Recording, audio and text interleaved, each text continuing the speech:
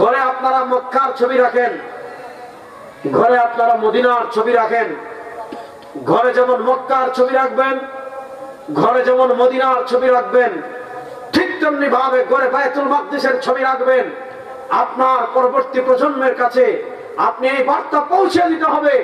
আপনার পরবর্তী প্রজন্মের কাছে আপনি এই মেসেজ পৌঁছায় দিতে হবে।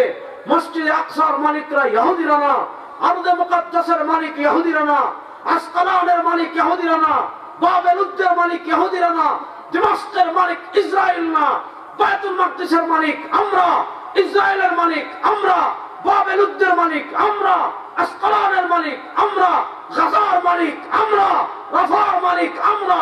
ইনশাআল্লাহ মক্কা মদিনা যেমন আমাদের দখলে আছে, সময় বেশি দিন নয়, মসজিদে আকসা ইহুদিদের থেকে আবার মুসলমানের হবে। ইহুদিদের খেলা পৃথিবীতে শেষ হয়ে যাবে ইনশাআল্লাহ। আমরা পৃথিবীর সব পরাশক্তির সাথে 1400 বছর ধরে লড়াই করে টিকে আছি, টিকে আছি না? আমরা রোমানদেরকে পরাজিত করেছি, আমরা কিসরাকে পরাজিত করেছি, আমরা কায়সারদের পরাজিত করেছি, আমরা বাইজেন্টাইনদের পরাজিত করেছি, আমরা তাতারদের পরাজিত করেছি, আমরা কুসেটারদের পরাজিত করেছি। আমার তালেবানের ভাইরা, আফগানিস্তানের তালেবানের ভাইরা আমেরিকাকে পরাজিত করেছে। মুসলমান যদি আল্লাহর শক্তিতে ঐক্যবদ্ধ হয়ে যায়, মুসলমান যদি আল্লাহর রাস্তায় জীবন দেওয়ার জন্য প্রস্তুত হয়ে যায়, পৃথিবীর কোন পরাশক্তি মুসলমানদেরকে আটকাতে পারবে না। পৃথিবীর কোন পরাশক্তি মুসলমানদেরকে আটকাতে পারবে না। তাহলে এটা ভালো করে মনে রাখবেন, বায়তুল মাকদিসের মালিক কারা? আমরা। বলেন, জুড়ে বলেন, যুবকরা বলো, পিচ্চিরা বলো, বায়তুল মাকদিসের মালিক কারা? আপনার ঘর যদি কেউ ডাকাতি করে, আপনার এলাকা কেউ ডাকাতি করে দখল করে ফেলেছে, আপনি তাকে তাড়াতে পারছেন না, কিছুদিন আপনি তার বশ্যতা স্বীকার করে নেবেন। কিন্তু যেদিন আপনার ক্ষমতা হবে, যেদিন আপনার লাঠি হবে, যেদিন আপনার অস্ত্র হবে, আপনি যেমন তার কোমর ভেঙে পিটিয়ে তাকে গ্রাম থেকে বের করে দিবেন। 1400 কোটি, পৃথিবীর 200 কোটির অধিক মুসলমান ঐক্যবদ্ধ হওয়ার সময় এসেছে। পৃথিবীর যত আধিপত্যবাদী শক্তি আছে, আমেরিকা বলেন, রাশিয়া বলেন, ইসরায়েল বলেন, ভারত বলেন, মায়ানমার বলেন, সারা দুনিয়ায় মুসলমানদেরকে অন্যায়ভাবে যারা হত্যা করেছে, মুসলমানের রক্ত নদী যারা ভাসিয়ে দিয়েছে, মুসলমানদেরকে পাখির মতো গুলি করে যারা হত্যা করেছে, সেই কাফের বেঈমান মুশরিকদের থেকে রক্তের বদলা নেওয়ার সময় চলে এসেছে।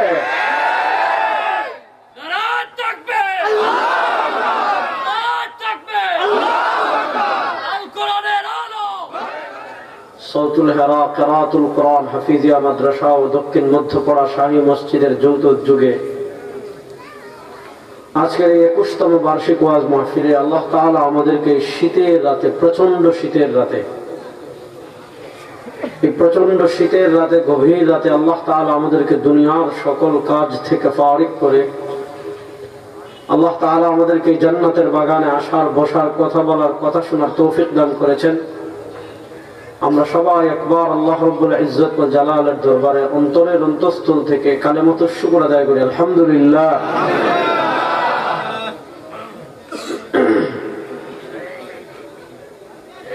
আমরা যে সময়টা পার করছি, ইকোটা বন্ধ রাখেন যাতে আওয়াজের প্রতিধ্বনি না হয়। আমরা যে সময়টা পার করছি, সময়টা আমাদের জন্য খুবই গুরুত্বপূর্ণ এবং খুবই তাৎপর্যপূর্ণ একটা সময় আমরা পার করছি। নানা কারণে গুরুত্বপূর্ণ বললাম, ভৌগোলিক কারণে গুরুত্বপূর্ণ, রাজনৈতিক কারণে গুরুত্বপূর্ণ, বৈশ্বিক কারণে সময়টা আমাদের জন্য অত্যন্ত গুরুত্বপূর্ণ সময়। রাসূল করিম সাল্লাল্লাহু আলাইহি ওয়াসাল্লাম হাদিসে বলেছেন, আল্লাহ তাআলা প্রত্যেক 100 বছর পর দুনিয়াতে এমন একজন লোক পাঠান, মান ইউজাদ্দিদু দীনানা, যিনি আমার ধর্মকে তাজদীদ করেন, নবায়ন করেন। নবায়ন মানে দিনের ভিতর কিছু সৃষ্টি করেন, কিছু বাড়ান, কিছু কমান, এমন না।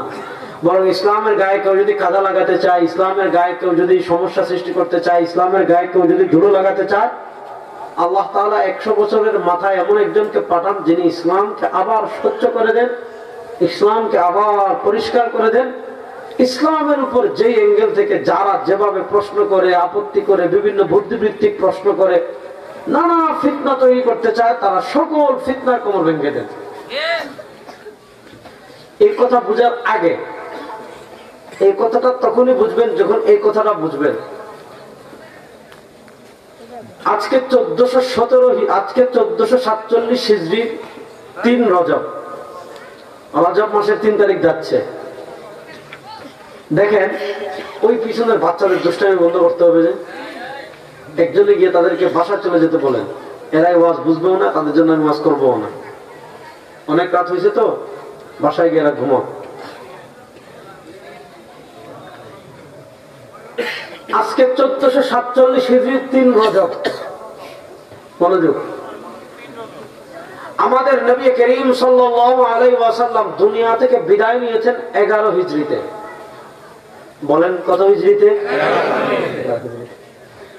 আমরা আজকে আছি 1447 হিজরি রজব মাসে, অর্থাৎ নবী করিম সাল্লাল্লাহু আলাইহি ওয়াসাল্লাম আমাদের থেকে বিদায় নেওয়ার গুনে গুনে 1436 বছর হয়ে গিয়েছে। সরওয়ার দু আলম সাল্লাল্লাহু আলাইহি ওয়াসাল্লাম দুনিয়া থেকে বিদায় নিয়েছেন। আল্লাহ তাআলা যে পবিত্র কোরআনে বলেছেন, ইন্নাকা মাইয়িত, নবী আপনি মৃত্যুর স্বাদ আস্বাদনকারী, ওয়া ইন্নাহুম মাইয়িতুন, তারাও মৃত্যুর স্বাদ আস্বাদন করেছেন।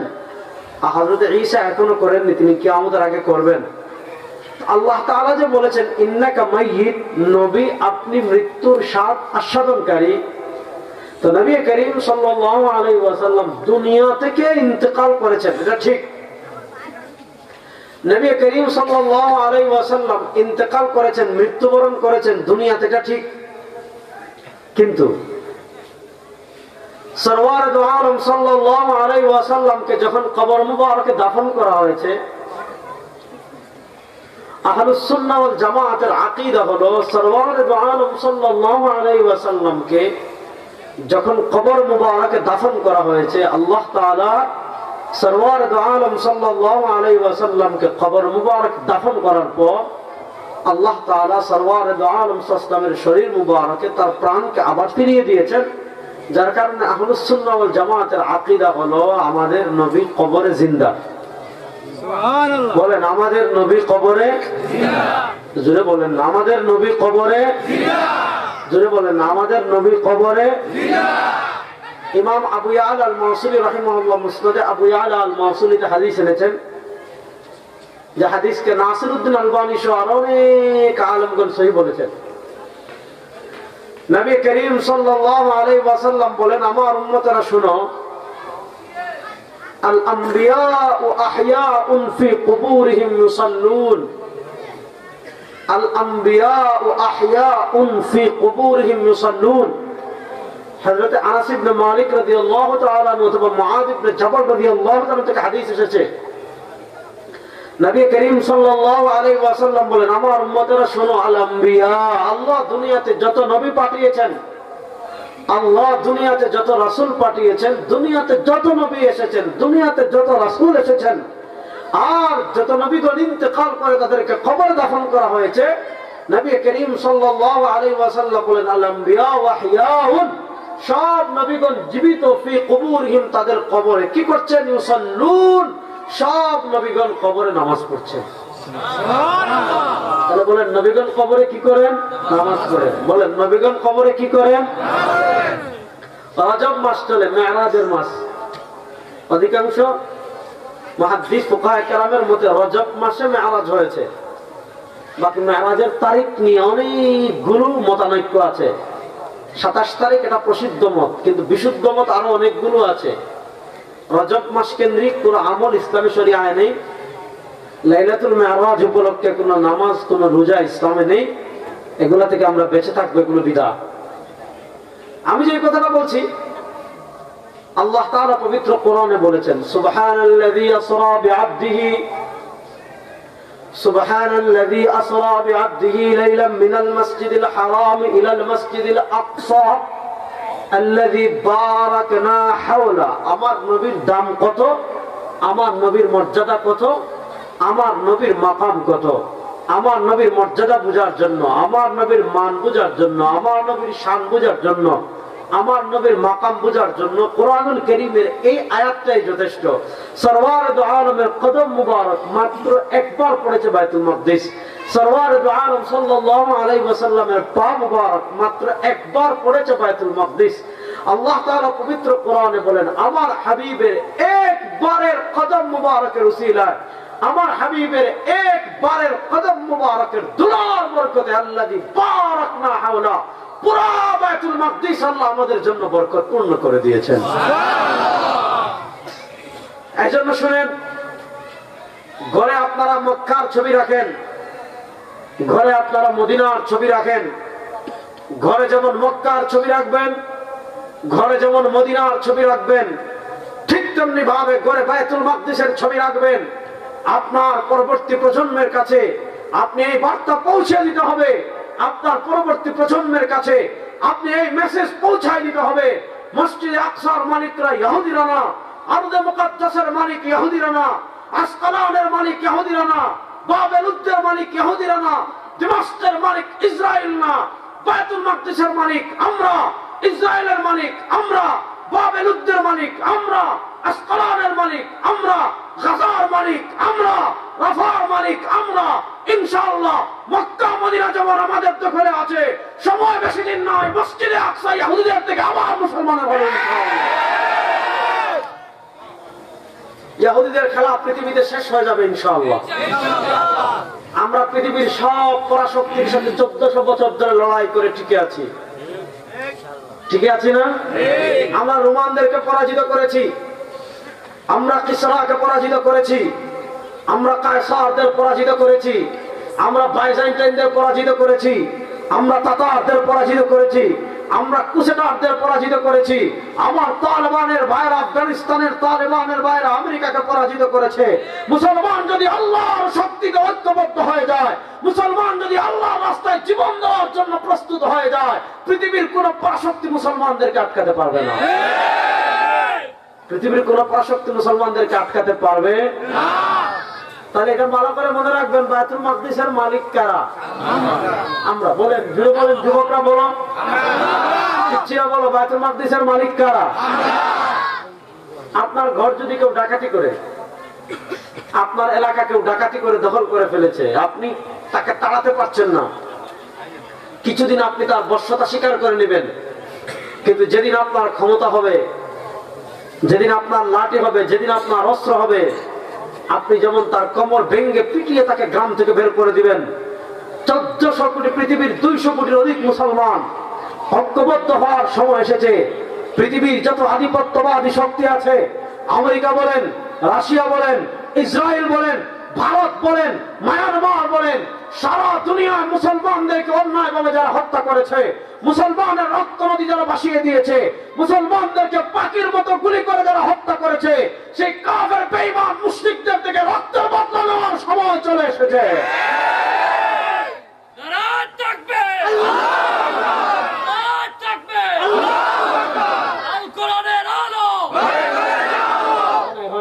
ঘরে ঘরে আর কথা চলবেন, এবার সংসদে যাবো ইনশাআল্লাহ।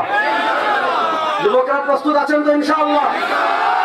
বাংলাদেশের সংসদে কোরআনের আলো জ্বালানোর জন্য রেডি আছেন তো? এই খুন, গুম, হত্যা, সন্ত্রাসী, তাজাবাদী, টেন্ডারবাজি, অন্যান্য নামে রোডের বদলে বাস দেওয়া, ব্যাংক ডাকাতি, শেয়ার বাজারে ধর্ষণ, ইফতিজিং, এগুলো সব বন্ধ হবে যদি কোরআনের আইন সংসদে বাস্তবায়ন করতে পারে। আপনি 52 বছর তো গণতন্ত্রের বাংলাদেশ দেখলেন, ডিজিটাল বাংলাদেশ দেখলেন, সোনার বাংলাদেশ দেখলেন, রূপা বাংলাদেশ দেখলেন, স্মার্ট বাংলাদেশ দেখলেন, নেতার পরিবর্তন দেখলেন, ক্ষমতার পরিবর্তন দেখলেন, চারের পরিবর্তন দেখলেন, ভাগ্য পরিবর্তন হয়েছে। এবার সব বাংলাদেশের খেলা শেষ, এবার ইসলামের বাংলাদেশ ইনশাআল্লাহ। যুবকরা কথা বলে, ইসলামের বাংলাদেশের জন্য রেডি আছো? আল্লাহ তাআলা সবাইকে কবুল করুন। যে কথাটা বললাম, ওয়াজ কি পাশে আরেকটা হয়? মাশাআল্লাহ, শীতের দিন তো ওয়াজ একদম ঘরে ঘরে ওয়াজ। আল্লাহ তাআলা ওয়াজ গুলাকে যেন মানুষের হেদায়েতের জন্য কবুল করে। আমরা যার সামনে যে খালি জায়গা আছে একটু পূর্ণ করে বসতে পারবো? আল্লাহ আল্লাহ, একটু লা ইলাহা ইল্লাল্লাহ জিকির করে আগাইতে থাকেন একটু। পরে যারা আসবে তারা পিছনে বসবে, ওই পাশ থেকে একটু সামনে আগা। তাহলে মূল কোথায় আসেন? হ্যাঁ গেছে। কথা ভালো করে বুঝেন, তাহলে বায়তুল মাকদিসের মালিক যে আমরা, এটা মনে রাখবেন তো ইনশাআল্লাহ। আমার ঘর ডাকাতি করলে তাকে যেমন পিটিয়ে বিদায় করার সময় এসেছে, পৃথিবীর মুসলমান আধিপত্যবাদীদের খেলা শেষ হয়ে যাচ্ছে। আমি বলেছিলাম 100 বছর পর পৃথিবী পরিবর্তন হয়। গত 100 বছর মুসলমান মার খেয়েছে, পরাজিত হয়েছে। এই 100 বছর মুসলমান বিজয় লাভ করবে, মার দিবে, আমাদেরকে মারবে। পৃথিবীতে এমন কোন পরাশক্তি আর নাই। ভারতের আধিপত্যবাদকে বাংলাদেশে আমরা পরাজিত করি নাই। আপনি গত 5 মাসের আগের অবস্থা চিন্তা করেন। আপনি ভারতের আমাদেরকে গোয়েন্দারা ডাকতো, বাতের হোটেলে ডেকে নিত, বলতো হুজুর শেখ মুজিবের বিরুদ্ধে বলবেন না, শেখ হাসিনার বিরুদ্ধে বলবেন না, ভারতের বিরুদ্ধে বলবেন না, এই তিনটার বিরুদ্ধে বলবেন না, আর যা ইচ্ছা তা ওয়াজ করেন। দেখেন গত 52 বছর থেকে আমাদের বাংলাদেশের উপর যে আধিপত্যবাদ ছিল, আমরা মাত্র 18 দিনের লড়াইয়ে ভারতের আধিপত্যবাদকে পরাজিত করেছি। সিরিয়ার মুজাহিদরা আপনার মাত্র 11 দিনে তারা রাশিয়ার আধিপত্য বাশার আল কাব ওই কুত্তাকে পরাজিত করেছে। আফগানিস্তানের মুজাহিদরা আপনার 20 বছরে আমেরিকাকে পরাজিত করেছে। সময় ইনশাআল্লাহ বেশি দিন বাকি নাই, হামাসের মুজাহিদরা ইসরায়েলকে টুকরা টুকরা করে দিবে ইনশাআল্লাহ। সুতরাং যুবকদের ভিতরে এই চেতনা জাগ্রত করতে হবে।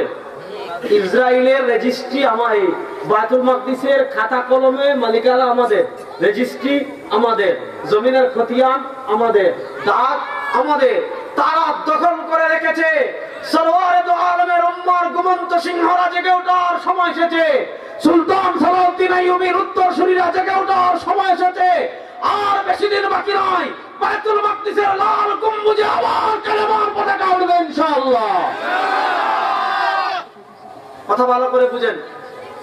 আমার নবীর কদম মুবারকের বরকত কত।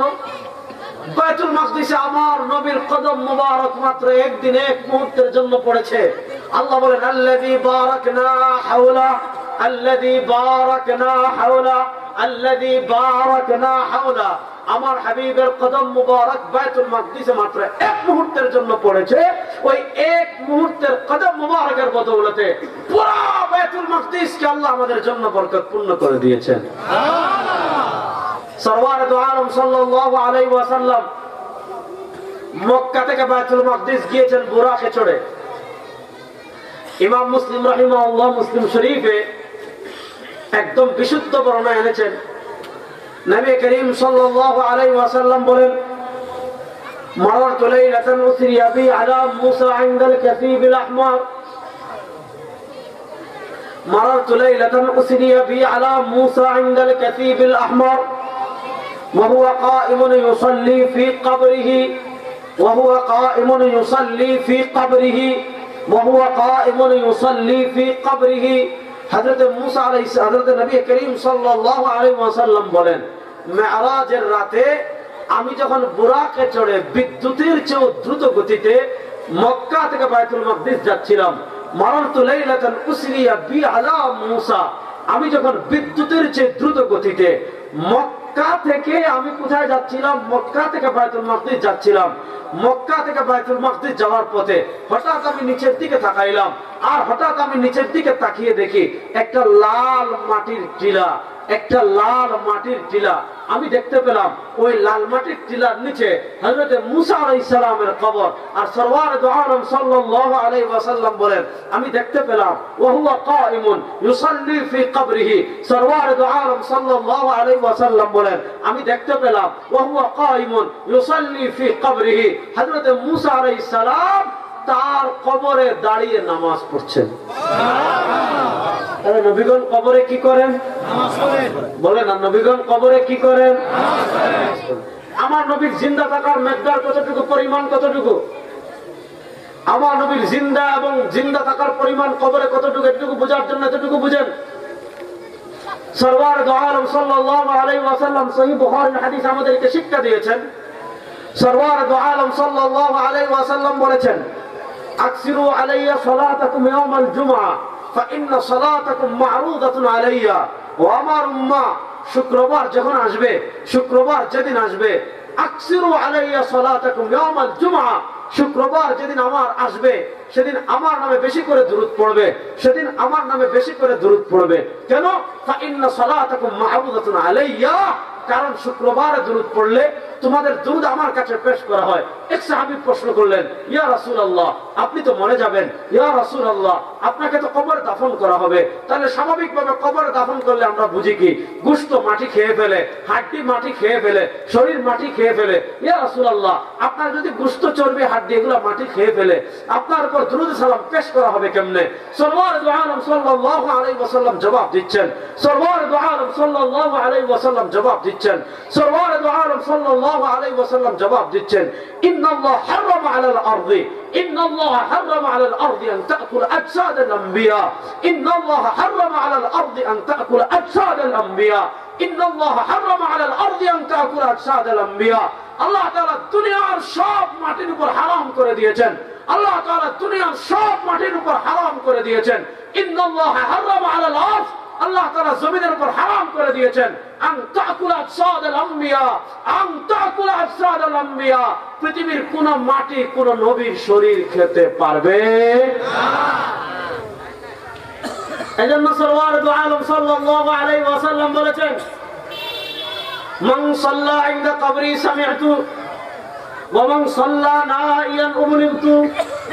সরওয়ার দু আলম সাল্লাল্লাহু আলাইহি ওয়াসাল্লাম বলেন, আমার উম্মত চিন্তা করিস না, পেরেশান হইস না, আমি দুনিয়া থেকে চলে যাওয়ার পর, মান সাল্লা ইনদা কবরি, ও আমার উম্মত শোন, আমি দুনিয়া থেকে চলে যাওয়ার পর আমার যে উম্মাহ আমার কবরের পাশে দাঁড়িয়ে পড়বে, আসসালাতু ওয়াসসালামু আলাইকা ইয়া রাসূলুল্লাহ, আমার যে উম্মাহ আমার রওজা মুবারকের পাশে দাঁড়িয়ে বলবে, আসসালাতু ওয়াসসালামু আলাইকা ইয়া হাবিবাল্লাহ, আমার যে উম্মাহ মদিনায় সরওয়ার দু আলমের রওজার পাশে দাঁড়িয়ে বলবে, আসসালাতু ওয়াসসালামু আলাইকা ইয়া রাহমাতাল লিল আলামিন, আসসালাতু ওয়াসসালামু আলাইকা ইয়া শাফিউল মুযনিবিন। সরওয়ার দু আলম সাল্লাল্লাহু আলাইহি ওয়াসাল্লাম বলেন, সামি'তু, আরে বেটা, আমার কবরের পাশে দাঁড়িয়ে, আমার রওজার পাশে দাঁড়িয়ে আমার কোন উম্মাহ আমাকে সালাম দিলে আমি নিজের কানে শুনতে পাই। ওমান সাল্লা নাইয়া, টাকা নাই, পয়সা নাই, মদিনায় যেতে পারেন নাই, এমন দরিদ্র মানুষ দুনিয়াতে আছে না নাই? এমন দরিদ্র মুসলমান দুনিয়াতে আছে না নাই? আল্লাহ তাআলা আমাদের সবাইকে যেন বারবার মদিনা যাওয়ার তৌফিক দান করেন। আল্লাহ তাআলা আমাদের সবাইকে যেন বারবার মক্কায় যাওয়ার তৌফিক দান করেন। যারা টাকা নাই, পয়সা নাই, মদিনায় যেতে পারেন নাই, মদিনায় যাওয়ার সামর্থ্য নাই, সরওয়ার দু আলম চিন্তা করিস না, তুই এখানে বসে আপনি পড়েন সাল্লাল্লাহু আলাইহি ওয়াসাল্লাম, একটু জোরে মুহাব্বতে পড়েন না, সাল্লাল্লাহু আলাইহি ওয়াসাল্লাম। এই ভিতরে তুলেন, এই সরওয়ার দু আলম সাল্লাল্লাহু আলাইহি ওয়াসাল্লাম বলেন, ইন্না লিল্লাহি মালাইকাতান সাইয়াহিনা ফিল আরদ, ইন্না লিল্লাহি মালাইকাতান সাইয়াহিনা ফিল আরদ ইউবাল্লিগুনা মিন উম্মতি আসসালাম, ইন্না লিল্লাহি মালাইকাতান সাইয়াহিনা ফিল আরদ, ইন্না লিল্লাহি মালাইকাতান সাইয়াহিনা ফিল আরদ ইউবাল্লিগুনা মিন উম্মতি আসসালাম। সরওয়ার দু আলম সাল্লাল্লাহু আলাইহি ওয়াসাল্লাম বলেন, আল্লাহ রাব্বুল ইজ্জত ওয়াল জালালের পক্ষ থেকে দুনিয়াতে একদল স্পেশাল ফেরেশতা নিযুক্ত আছেন। ইন্না লিল্লাহি মালাইকাতান সাইয়াহিনা ফিল আরদি, আল্লাহ রাব্বুল ইজ্জত ওয়াল জালালের পক্ষ থেকে দুনিয়াতে স্পেশাল একদল ফেরেশতা নিযুক্ত আছেন। তাদের আর কোনো ডিউটি নাই, তাদের আর কোনো কাজ নাই। তারা কি করেন? সাইয়াহিনা ফিল আরদি, তারা পৃথিবীতে ঘুরে বেড়ান, তারা পৃথিবীতে উড়ে বেড়ান, তারা পৃথিবীতে ঘুরতে থাকেন। ইউবাল্লিগুনা মিন উম্মতি আসসালাম। সরওয়ার দু আলম সাল্লাল্লাহু আলাইহি ওয়াসাল্লামের কোন উম্মত পৃথিবীর কোন প্রান্তে যদি নবীর নামে সালাম দেয়, পৃথিবীর কোন প্রান্তে যদি নবীর নামে দুরূদ পড়ে, ওই স্পেশাল ফেরেশতারা ওই দুরূদ সালাম নিয়ে নবীর সোনার মদিনার রওজা আকদাসে পৌঁছায় দেয়। তাইলে বলেন, আমার নবী কবরে জিন্দা না মুর্দা? আর আসতে বলে জিন্দা। এখন বর্তমানে একদল বেরিয়েছে যারা নবীকে কবরে জিন্দা মানে না, বলে নবী কবরে মরে পড়ে আছেন। এদের থেকে বড় বেয়াদব আল্লাহর জমিনে আর কেউ নাই। ইমাম বাইহাকী রাহিমাহুল্লাহ আজ থেকে 1000 বছর আগে, ইমাম বাইহাকী রাহিমাহুল্লাহ ইন্তেকাল করেছেন 458 হিজরিতে। আজ থেকে 1000 বছর আগে তিনি ব্যাপারে কিতাব লিখেছেন হায়াতুল আম্বিয়া নামে, যেখানে তিনি কোরআন এবং হাদিস দিয়ে প্রমাণ করেছেন আমার নবী কবরে মরা না, বরং আমার নবী কবরে জিন্দা। বলেন, আমার নবী কবরে জিন্দা। এই যুবকরা জুড়ে বল, আমার নবী কবরে জিন্দা, আমার নবী কবরে জিন্দা, আমার নবী কবরে জিন্দা। তিনি কবরে জিন্দা, কিন্তু দুনিয়া থেকে চলে গিয়েছেন। তাহলে বুঝেন, সরওয়ার দু আলম সাল্লাল্লাহু আলাইহি ওয়াসাল্লাম দুনিয়া থেকে বিদায় নিয়েছেন 11 হিজরিতে। বলেন সরওয়ার দু আলম সাল্লাল্লাহু আলাইহি ওয়াসাল্লাম দুনিয়া থেকে বিদায় নিয়েছেন কত হিজরিতে? আর আজকে আমরা চলে 1447 হিজরি। আজ থেকে 1436 বছর আগে আল্লাহ তাআলা কোরআনে আয়াত নাযিল করেছেন, আল-ইয়াওমা আকমালতু লাকুম দীনাকুম ওয়া আতমামতু আলাইকুম নি'মাতি ওয়া রাদিতু লাকুমুল ইসলাম দীনা। اليوم أكملت لكم دينكم وأتممت عليكم نعمتي ورضيت لكم الإسلام دينا। আজ থেকে 1436 বছর আগে আল্লাহ কোরআনকে পরিপূর্ণ করে দিয়েছেন। আজ থেকে 1436 বছর আগে আল্লাহ দ্বীনকে পরিপূর্ণ করে দিয়েছেন। আজ থেকে 1436 বছর আগে আল্লাহ শরিয়াকে পরিপূর্ণ করে দিয়েছেন। আজ থেকে 1436 বছর আগে আল্লাহ ইসলামকে পরিপূর্ণ করে দিয়েছেন। আল্লাহ কোরআন পরিপূর্ণ করে দিয়েছেন। আজ থেকে 1436 বছর আগে আল্লাহ দ্বীন পরিপূর্ণ করে দিয়েছেন। আজ থেকে 1436 বছর আগে আল্লাহ শরিয়া পরিপূর্ণ করে দিয়েছেন। আজ থেকে 1436 বছর আগে আল্লাহ পুরো ইসলামকে পরিপূর্ণ করে দিয়েছেন। 1436 বছর আগে। এবার প্রশ্ন হলো 1436 বছর আগে আল্লাহ যে কোরআন পরিপূর্ণ করে দিয়েছেন, 1436 বছর আগে আল্লাহ যে দ্বীন পরিপূর্ণ করে দিয়েছেন, 1436 বছর আগে আল্লাহ যে শরিয়া পরিপূর্ণ করে দিয়েছেন, 1436 বছর পর সেই ইসলাম সেই কোরআন আমাদের কাছে আছে না নাই? 1436 বছর আগের ইসলাম আর আমাদের ইসলাম এক কিনা? 1436 বছর আগের যে কোরআন আর আমাদের কোরআন এক কিনা? কেউ যদি বলে না 1436 বছর আগের যে কোরআন ছিল তার কোরআন আর আমাদের কোরআনের একটা নোক্তা পার্থক্য আছে, কেউ যদি বলে এই কথা তার ঈমান আছে না নাই? আছে, কই শুনছেন? তার ঈমান আছে না নাই? এবার পয়েন্টটা ভালো করে বুঝেন। 1436 বছর পাড়ি দিয়ে ইসলাম যে আপনার কাছে আসলো, 1436 বছর পাড়ি দিয়ে দ্বীন যে আপনার কাছে আসলো, 1436 বছর পাড়ি দিয়ে শরিয়া যে আপনার কাছে আসলো। মনোযোগ যুবকরা, 1436 বছর পাড়ি দিয়ে ইসলাম আপনার কাছে ফেসবুকের মাধ্যমে আসে নাই। 1436 বছর পাড়ি দিয়ে ইউটিউবের মাধ্যমে আসে নাই। 1436 বছর পাড়ি দিয়ে ইসলাম ইন্টারনেটের মাধ্যমে আসে নাই। আরে আপনি 15 বছর পিছনে গেলে ফেসবুক পাবেন না, 10 বছর পিছনে গেলে ইউটিউব পাবেন না, 20 বছর পিছনে গেলে ইন্টারনেট পাবেন না, আপনি ইন্টারনেট একটু পিছনে গেলে পাবেন না। তাহলে প্রশ্ন হলো 1400 বছর পাড়ি দিয়ে দ্বীন আপনার কাছে ফেসবুকের মাধ্যমে আসে নাই, ইসলাম আপনার কাছে ইউটিউবের মাধ্যমে আসে নাই, শরিয়া আপনার কাছে গুগলের মাধ্যমে আসে নাই, কারেন্টের মাধ্যমে আসে নাই, পাহাড়ের মাধ্যমে আসে নাই। আল্লাহ কোরআনে নিজে বলেছেন, ইন্না আরাদনাল আমানাতা আলাস সামাওয়াতি ওয়াল আরদি ফাআবাইনা আন ইয়াহমিলনাহা ওয়া আশফাকনা মিনহা ওয়া হামালাহা আল ইনসান ইন্নাহু কানা যালুমান জাহুলা। তাহলে প্রশ্ন হলো 1400 বছর পাড়ি দিয়ে কোরআন ইন্টারনেটের মাধ্যমে আসলো না, ফেসবুকের মাধ্যমে আসলো না, ইউটিউবের মাধ্যমে আসলো না, গুগলের মাধ্যমে আসলো না, আর্কাইভের মাধ্যমে আসলো না। তাহলে 1436 বছর পাড়ি দিয়ে দ্বীন কেমনে আসলো, শরিয়া কেমনে আসলো, ইসলাম কেমনে আসলো, বুঝার দরকার আছে না নাই? সরওয়ার দু আলম সাল্লাল্লাহু আলাইহি ওয়াসাল্লাম হাদিসে বলছেন, মনোযোগ, ইয়াহমিলু হাযাল ইলমা মিন কুল্লি খালাফিন উদুলু। সরওয়ার দু আলম সাল্লাল্লাহু আলাইহি ওয়াসাল্লাম জবাব দিচ্ছেন, يحمل هذا العلم من كل خلف عدول، يحمل هذا العلم من كل خلف عدول، ينفون عنه تحريف الغالين وانتحال المبطلين وتأويل الجاهلين. يحمل هذا العلم من كل خلف عدول، ينفون عنه تحريف الغالين وانتحال المبطلين وتأويل الجاهلين. سرور دو عالم صلى الله عليه وسلم বলেন, 1400 বছর পাড়ি দিয়ে ইসলাম কেমনে এসেছে, 1400 বছর পাড়ি দিয়ে দ্বীন কেমনে এসেছে, 1400 বছর পাড়ি দিয়ে শরিয়া কেমনে এসেছে, 1400 বছর পাড়ি দিয়ে হাদিস কেমনে এসেছে।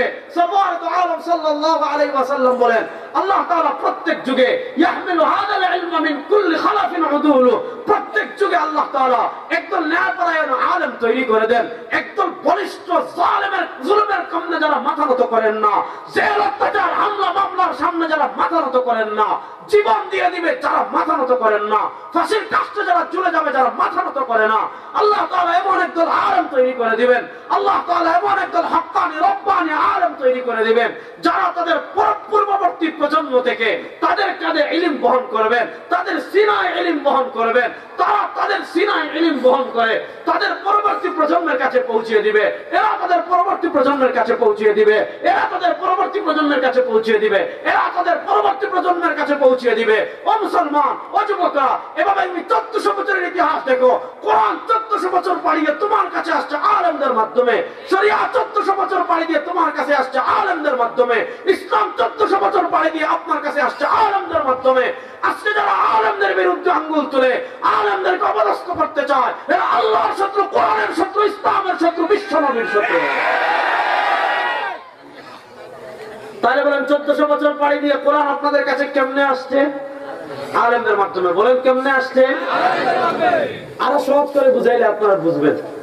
আচ্ছা বলেন, ঈমানের পর ইসলাম ধর্মের সবচেয়ে বড় ইবাদতের নাম নামাজ। বলেন ঈমানের পর ইসলাম ধর্মের সবচেয়ে বড় ইবাদতের নাম নামাজ। সালাত এটা বললে গেল, সমস্যা নেই। জোরে বলেন, ঈমানের পর ইসলাম ধর্মের সবচেয়ে বড় ইবাদতের নাম। আপনার খিদে লাগছে মনে হয় বেশি? সবাই সব কি খাওয়া দাওয়ার ব্যবস্থা করছেন নাকি কিছু? ইনশাআল্লাহ। পোলাপান যে আওয়াজ দেন,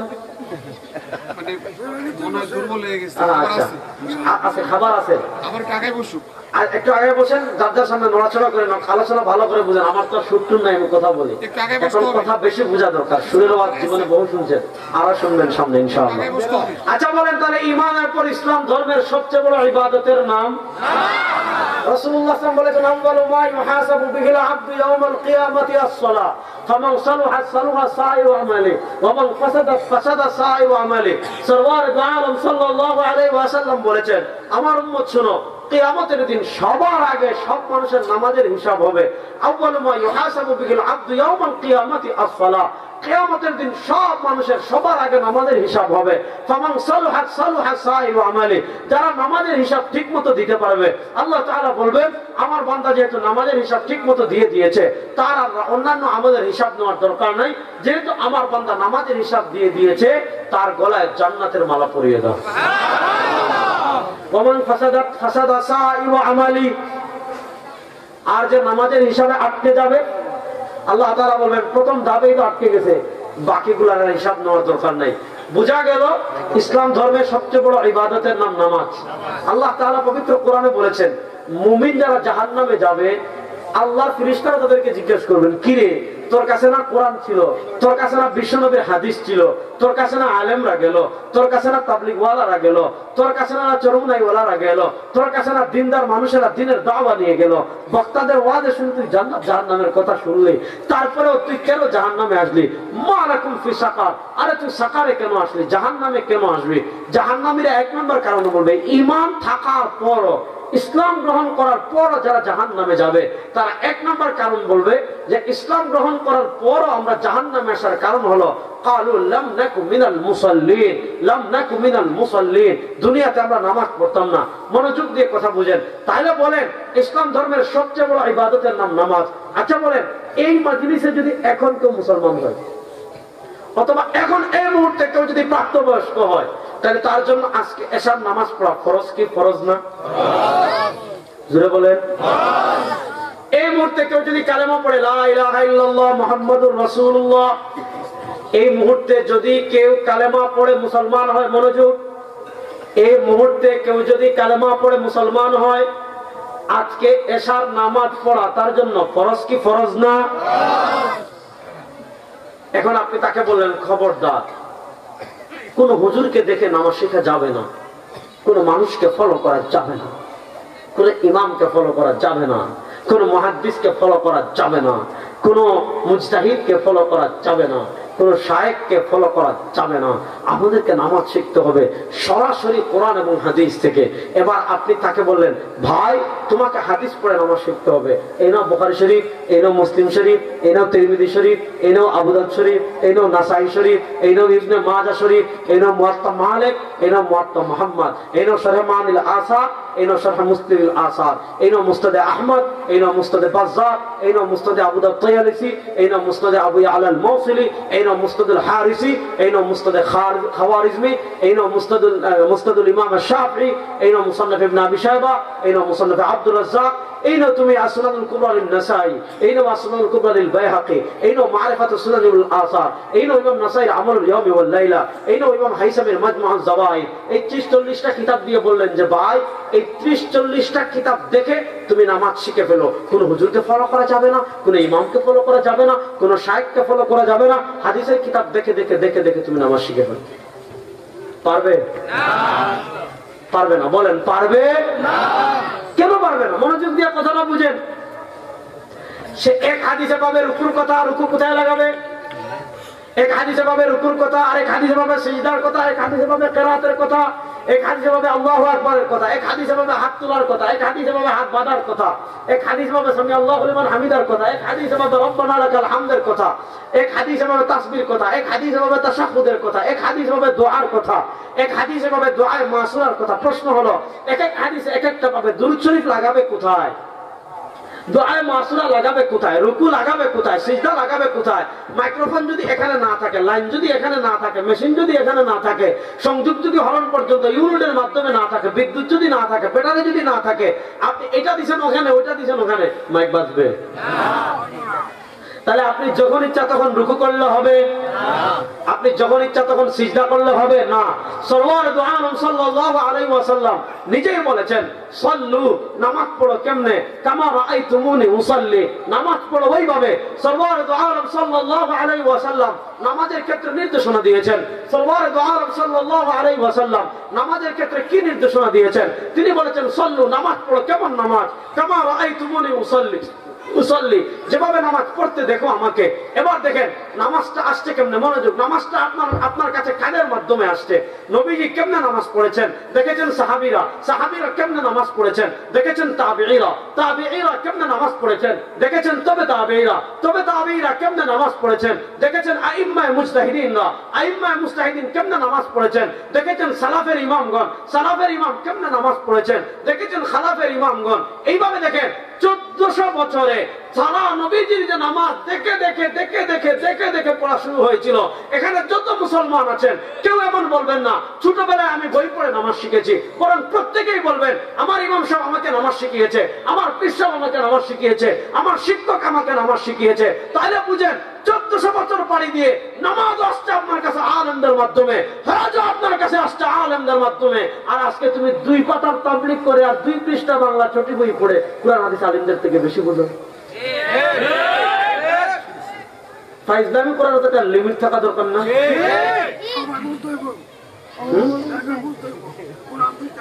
সেটাই তো বলতেছি।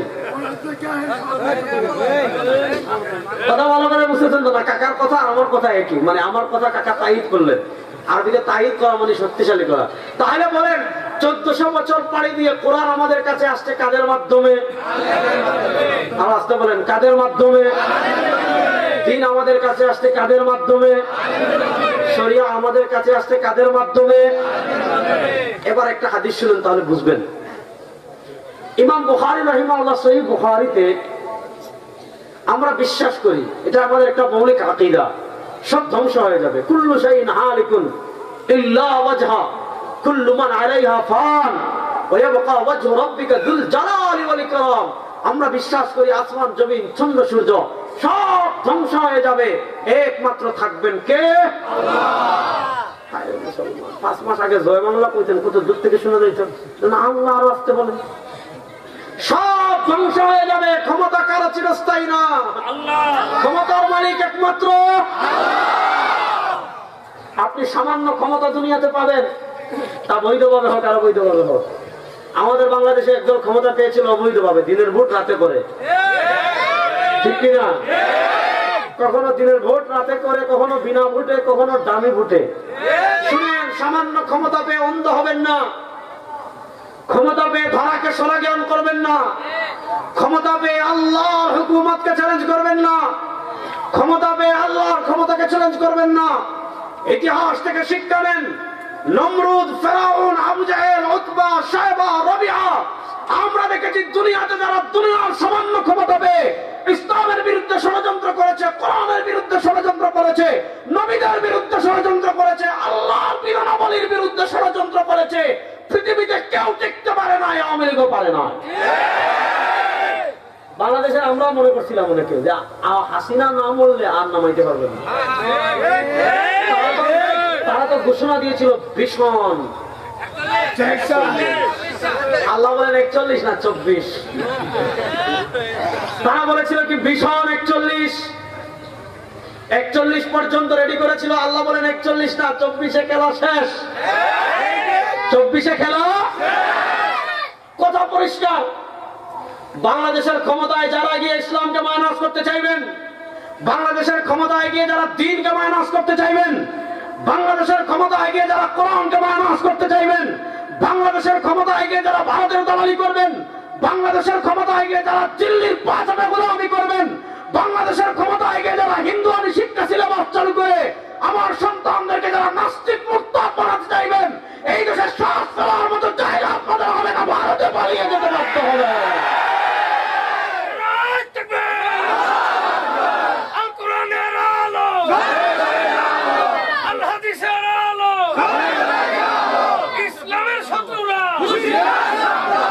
ক্ষমতার মালিক একমাত্র আল্লাহ। আসতে বললেন, যে হাত তুলে বলেন ক্ষমতার মালিক একমাত্র, ক্ষমতার মালিক একমাত্র। 2 পয়সার ক্ষমতা পেয়ে বাহাদুরি দেখাইয়েন না যে পলায় না। ওরে বাপ রে বাপ, গত 15 বছর খালি ডাকতো আমাদের খেলা হবে। এটা শুনতে শুনতে শুনতে শুনতে শুনতে শুনতে বাংলাদেশের মানুষের কান জ্বালাপালা হয়ে গেছে। কি খালি খেলা হবে খেলা হবে, চলে যা 15 বছর খালি খেলা হবে খেলা হবে, আয় নামি একটু খেলি। এখন দেখা যাচ্ছে বাংলাদেশের মানুষ যখনই খেলতে নামছে সব ভারতে পলাই গেছে। এই দালালরা গত 15 বছর আমাদেরকে বলতো আমরা পাকিস্তানি রাজাকার। আমাদের মাথায় যাদের টুপি থাকতো, যাদের মুখে দাড়ি থাকতো, যারা পাঞ্জাবি পরে জুব্বা পরে আলেমদেরকে গত 15 বছর তারা ওই শাহবাগী নাস্তিকেরা আমাদেরকে বলতো পাকিস্তানি রাজাকার। ও মুন্সিগঞ্জের মুসলমান, ও আপনারা মধ্যপাড়ার মুসলমান, আপনারা বলেন আপনাদের 14 গোষ্ঠীর কেউ দেখছে কোন আলেম কখনো পাকিস্তানে পালিয়ে গিয়েছে? সহজ হিসাব বড় আসতে হয়। বাংলাদেশের কোন আলেম কখনো পাকিস্তানে পলায়ন করেছেন?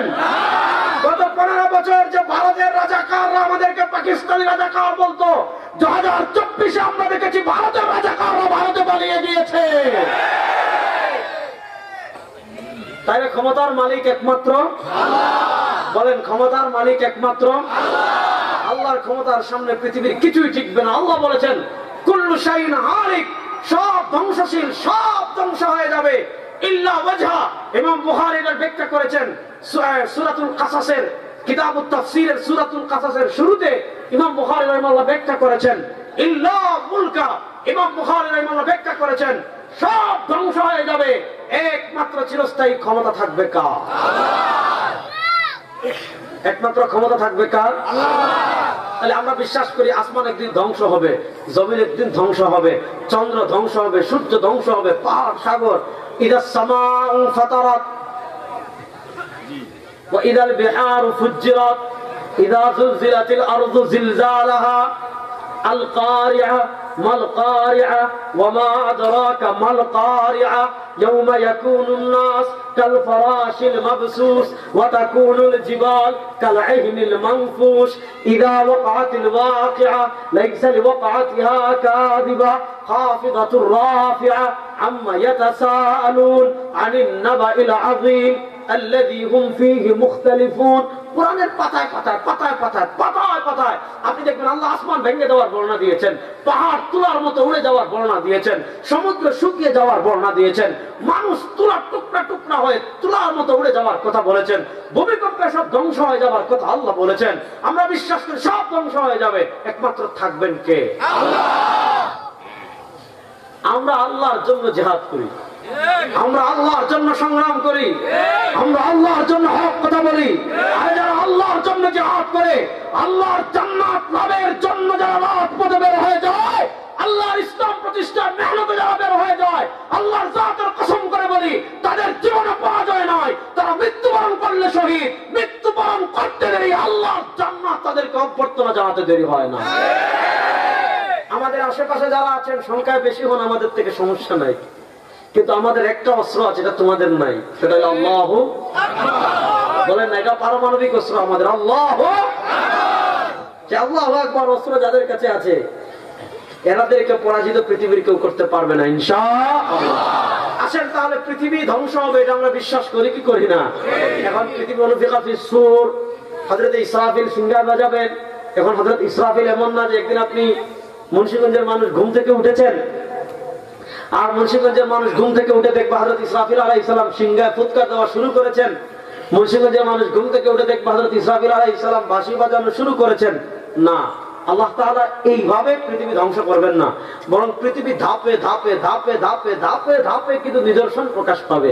ধাপে ধাপে ধাপে ধাপে কিছু নিদর্শন প্রকাশ পাবে। ওই নিদর্শনাবলী গুলো আস্তে আস্তে আস্তে আস্তে আস্তে আস্তে সংগঠিত হবে আর পৃথিবী ধ্বংসের দিকে এগিয়ে যেতে থাকবে। পৃথিবী যখন ধ্বংসের একদম চূড়ান্ত প্রান্তে চলে আসবে, পৃথিবীর সূর্য নিভে যাওয়ার একদম শেষ মুহূর্ত যখন চলে আসবে, পৃথিবীর বয়স যখন একেবারে শেষ প্রান্তে চলে আসবে, তখন কিয়ামতের বড় বড় আলামত আছে 11টা। এই বড় বড় 11টা আলামত পৃথিবীতে তাসবির দানা কেটে দিলে, তাসবির সুতা কেটে দিলে যেমন জোর জোর জোর জোর করে একটার পর একটা দানা পড়ে যায়, ওই তাসবির দানা যেভাবে পড়ে পৃথিবী ধ্বংসের শেষ প্রান্তে যখন চলে আসবে, পৃথিবীর বছর বয়স যখন একেবারে শেষ সময় চলে আসবে, পৃথিবীতে এই ধরনের বড় বড় বড় বড় 11টা বিষয় সংগঠিত হবে। এই 11টা বিষয় কি কি কি কি সেই আলোচনা আমি যাচ্ছি না।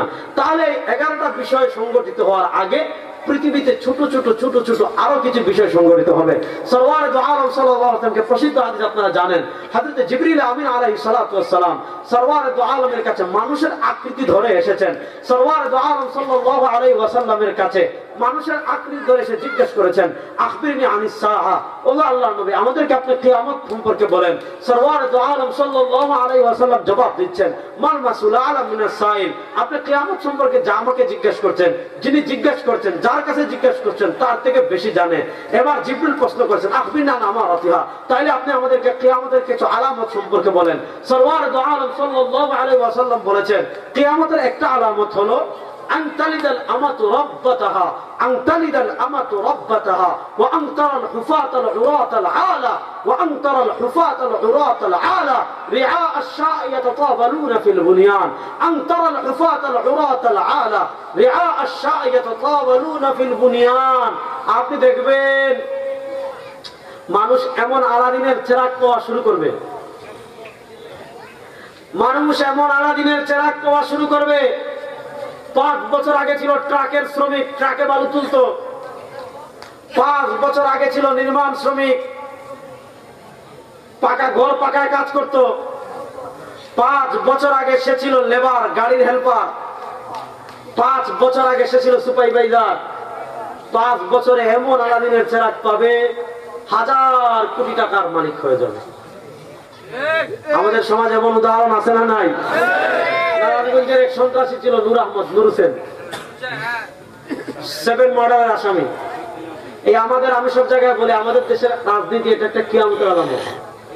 দেখা যাচ্ছে বালু ট্রাক শ্রমিক, পাকা মিস্ত্রি, গাড়ির হেল্পার, গাড়ির ড্রাইভার, এগুলো একটাও খারাপ না, কিন্তু রাজনীতির আলাদিনের চেরাগ পেলে 5 বছরে 1000 কোটি টাকার মালিক হচ্ছে, অবৈধ পন্থায় 1000 কোটি টাকার মালিক হচ্ছে। আপনি বোঝার জন্য এতটুকু যথেষ্ট। 3 বছর আগে পত্রিকা নিউজ করেছে, ফরিদপুর জেলা ছাত্রলীগের সভাপতি যে ছিল, একজন জেলা সভাপতি, সে 2000 কোটি টাকা বিদেশে পাচার করেছে। 2000 কোটি টাকা যদি একটা জেলা সভাপতি পাচার করে, তাহলে আপনারা চিন্তা করেন, সরওয়ার দু আলম সাল্লাল্লাহু আলাইহি ওয়াসাল্লাম যে বলেছেন আলাদিনের চেরাগ পেয়ে যাবে মানুষ। আজকে অবৈধ পন্থায় মানুষ কেমনে আলাদিনের চেরাগ পায় রে ভাই? একজন মানুষের জীবন চলতে আসলে কয় কোটি টাকা লাগে? 1 কোটি 2 কোটি, আর বাদ দেন রে ভাই। আমাদের বাংলাদেশের 80% মানুষ এমন আছে যারা যদি 2 লাখ টাকা যাদের কাছে থাকে, পুরো বছর তার আরামে কাটাতে পারবে। এমন হাজার হাজার নয়, কোটি কোটি শ্রমিক বাংলাদেশে আছে, তার যদি মাত্র 2 লাখ টাকা থাকে, তার যদি মাত্র 3 লাখ টাকা থাকে, সে সারা বছর তার ফ্যামিলিকে নিয়ে চলতে পারবে, সারা বছর তার অভাব পড়বে না। একজন মানুষের 60-70 বছরের জীবন, আপনি তো 300 বছর বাঁচবেন না, নূহ আলাইহিস সালামের উম্মতের মতো 1500 বছর বাঁচবেন না, 1400 বছর বাঁচবেন না, 1300 বছর বাঁচবেন না। আচ্ছা বলেন, আপনাদের এলাকায় কি এমন একজন মানুষ আপনারা পাইছেন 200 বছর বাঁচছেন? সরওয়ার দু আলম নিজে হাদিসে বলে দিয়েছেন, সরওয়ার দু আলম সাল্লাল্লাহু আলাইহি ওয়াসাল্লাম নিজে হাদিসে বলে গিয়েছেন, আমার উম্মতি মা বাইনা 60 ইলা 70, আমার উম্মতি মা বাইনা 60 ইলা 70।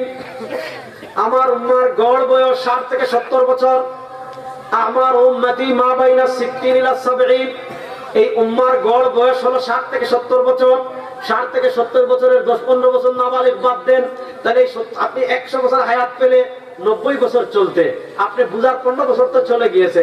আপনি 85 বছর জীবন পার করতে কত টাকা লাগে আপনার? 85 বছর জীবন পে করতে কত টাকা লাগে আপনার? অথচ দেখেন আমাদের দেশের রাজনীতি কি তৈরি করেছে। আমাদের দেশের রাজনীতি গত 55 বছরের নোংরা রাজনীতি, গত 55 বছরের পুঁজিবাদী রাজনীতি, গত 55 বছরের ডেমোক্রেসির মানে গণতান্ত্রিক রাজনীতি, গত 50 বছরের 52 বছরের আপনার সেকুলারিজমের রাজনীতি আমাদেরকে কি দিয়েছে? এমন একজন দরবেশ দিয়েছে, এক দরবেশ পুরা শেয়ার বাজার খেয়ে দিয়েছে। এখানে 1-2 কোটি না, হাজার হাজার কোটি টাকা। বা একজন মানুষের লাইফ চলতে কত টাকা লাগে বলেন আমাদের?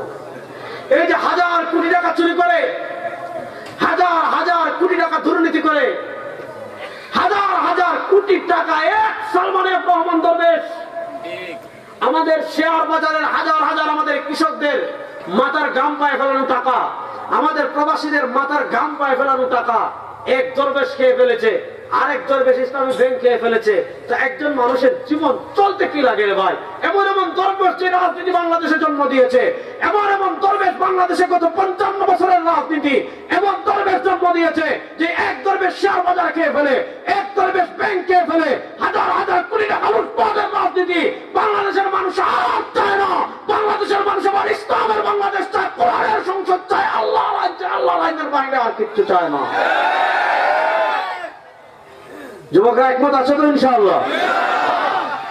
তো কিয়ামতের মৌলিক আলামতের অনেকগুলো আলামত, একটা বললাম আনতালিদাল আমাতু রাব্বাতাহা ওয়া আনতারাল হুফাতাল উরাতাল আলাতা রিআ আশ-শা'i ইয়াতাতাওয়ালুনা ফিল বুনিয়ান। এই হাদিসের সংক্ষিপ্ত ব্যাখ্যা করলাম। আবার আরেকটা হাদিস শুনেন।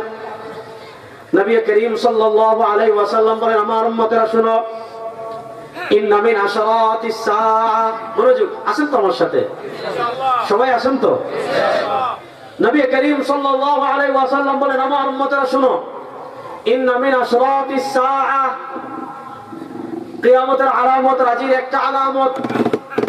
ইন্না মিন আশরাতিস সাআ, কিয়ামতের আলামত রাজির একটা আলামত, আন তুরফাল ইলম, আল্লাহ তাআলা দুনিয়া থেকে ইলমে দ্বীন উঠিয়ে নেবেন।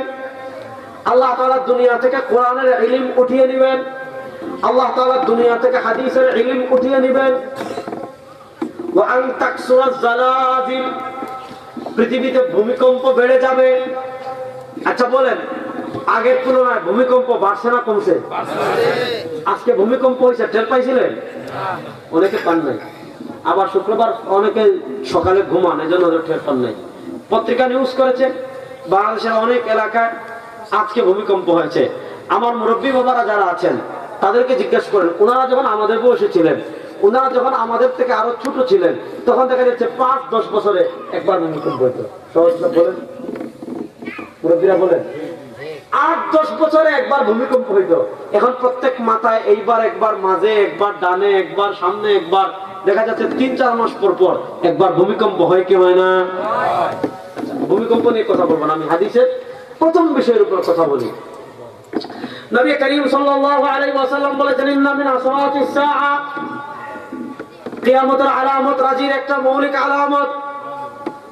কিয়ামতের মৌলিক রাজির একটা আলামত হলো আন তুরফাল ইলম। কিয়ামতের মৌলিক রাজির একটা আলামত, আল্লাহ তাআলা দুনিয়া থেকে ইলমে দ্বীন উঠিয়ে নেবেন। প্রশ্ন হলো, এত এত আলেম, এত এত মাদ্রাসা, ফেসবুক খুললে হুজুরদের এত এত বক্তব্য, ইউটিউব খুললে হুজুরদের এত এত বক্তব্য। মনোযোগ, ফেসবুক খুললেই হুজুরদের বক্তব্য, ইউটিউব খুললেই হুজুরদের বক্তব্য। এখন কোরআন শরীফ বাংলা পাওয়া যায়, বুখারী শরীফ বাংলা পাওয়া যায়, তিরমিজি শরীফ বাংলা পাওয়া যায়, আবু দাউদ শরীফ বাংলা পাওয়া যায়, নাসাই শরীফ বাংলা পাওয়া যায়, তাফসীর ইবনে কাসির বাংলা পাওয়া যায়, মাআরিফুল কোরআন বাংলা পাওয়া যায়, ফতোয়া আলমগীর বাংলা পাওয়া যায়, আল ফিকহুল আকবর বাংলা পাওয়া যায়, আল বিদায়া ওয়ান নিহায়া বাংলা পাওয়া যায়। এখন তো অনেক কিতাব বাংলা হয়ে গিয়েছে। আপনি শুধু আর্কাইভে আপনি যদি পিডিএফ খুঁজেন, হাজার হাজার কিতাবের পিডিএফ আছে।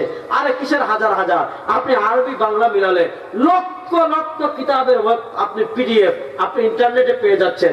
এখন ইন্টারনেট ঘাটলে হুজুরদের এত এত লেকচার, পৃথিবীর বিশাল বিশাল এক একটা কি আছে ওয়েবসাইট আছে যেখানে শত শত নয় লক্ষ লক্ষ আর্টিকেল লেখা।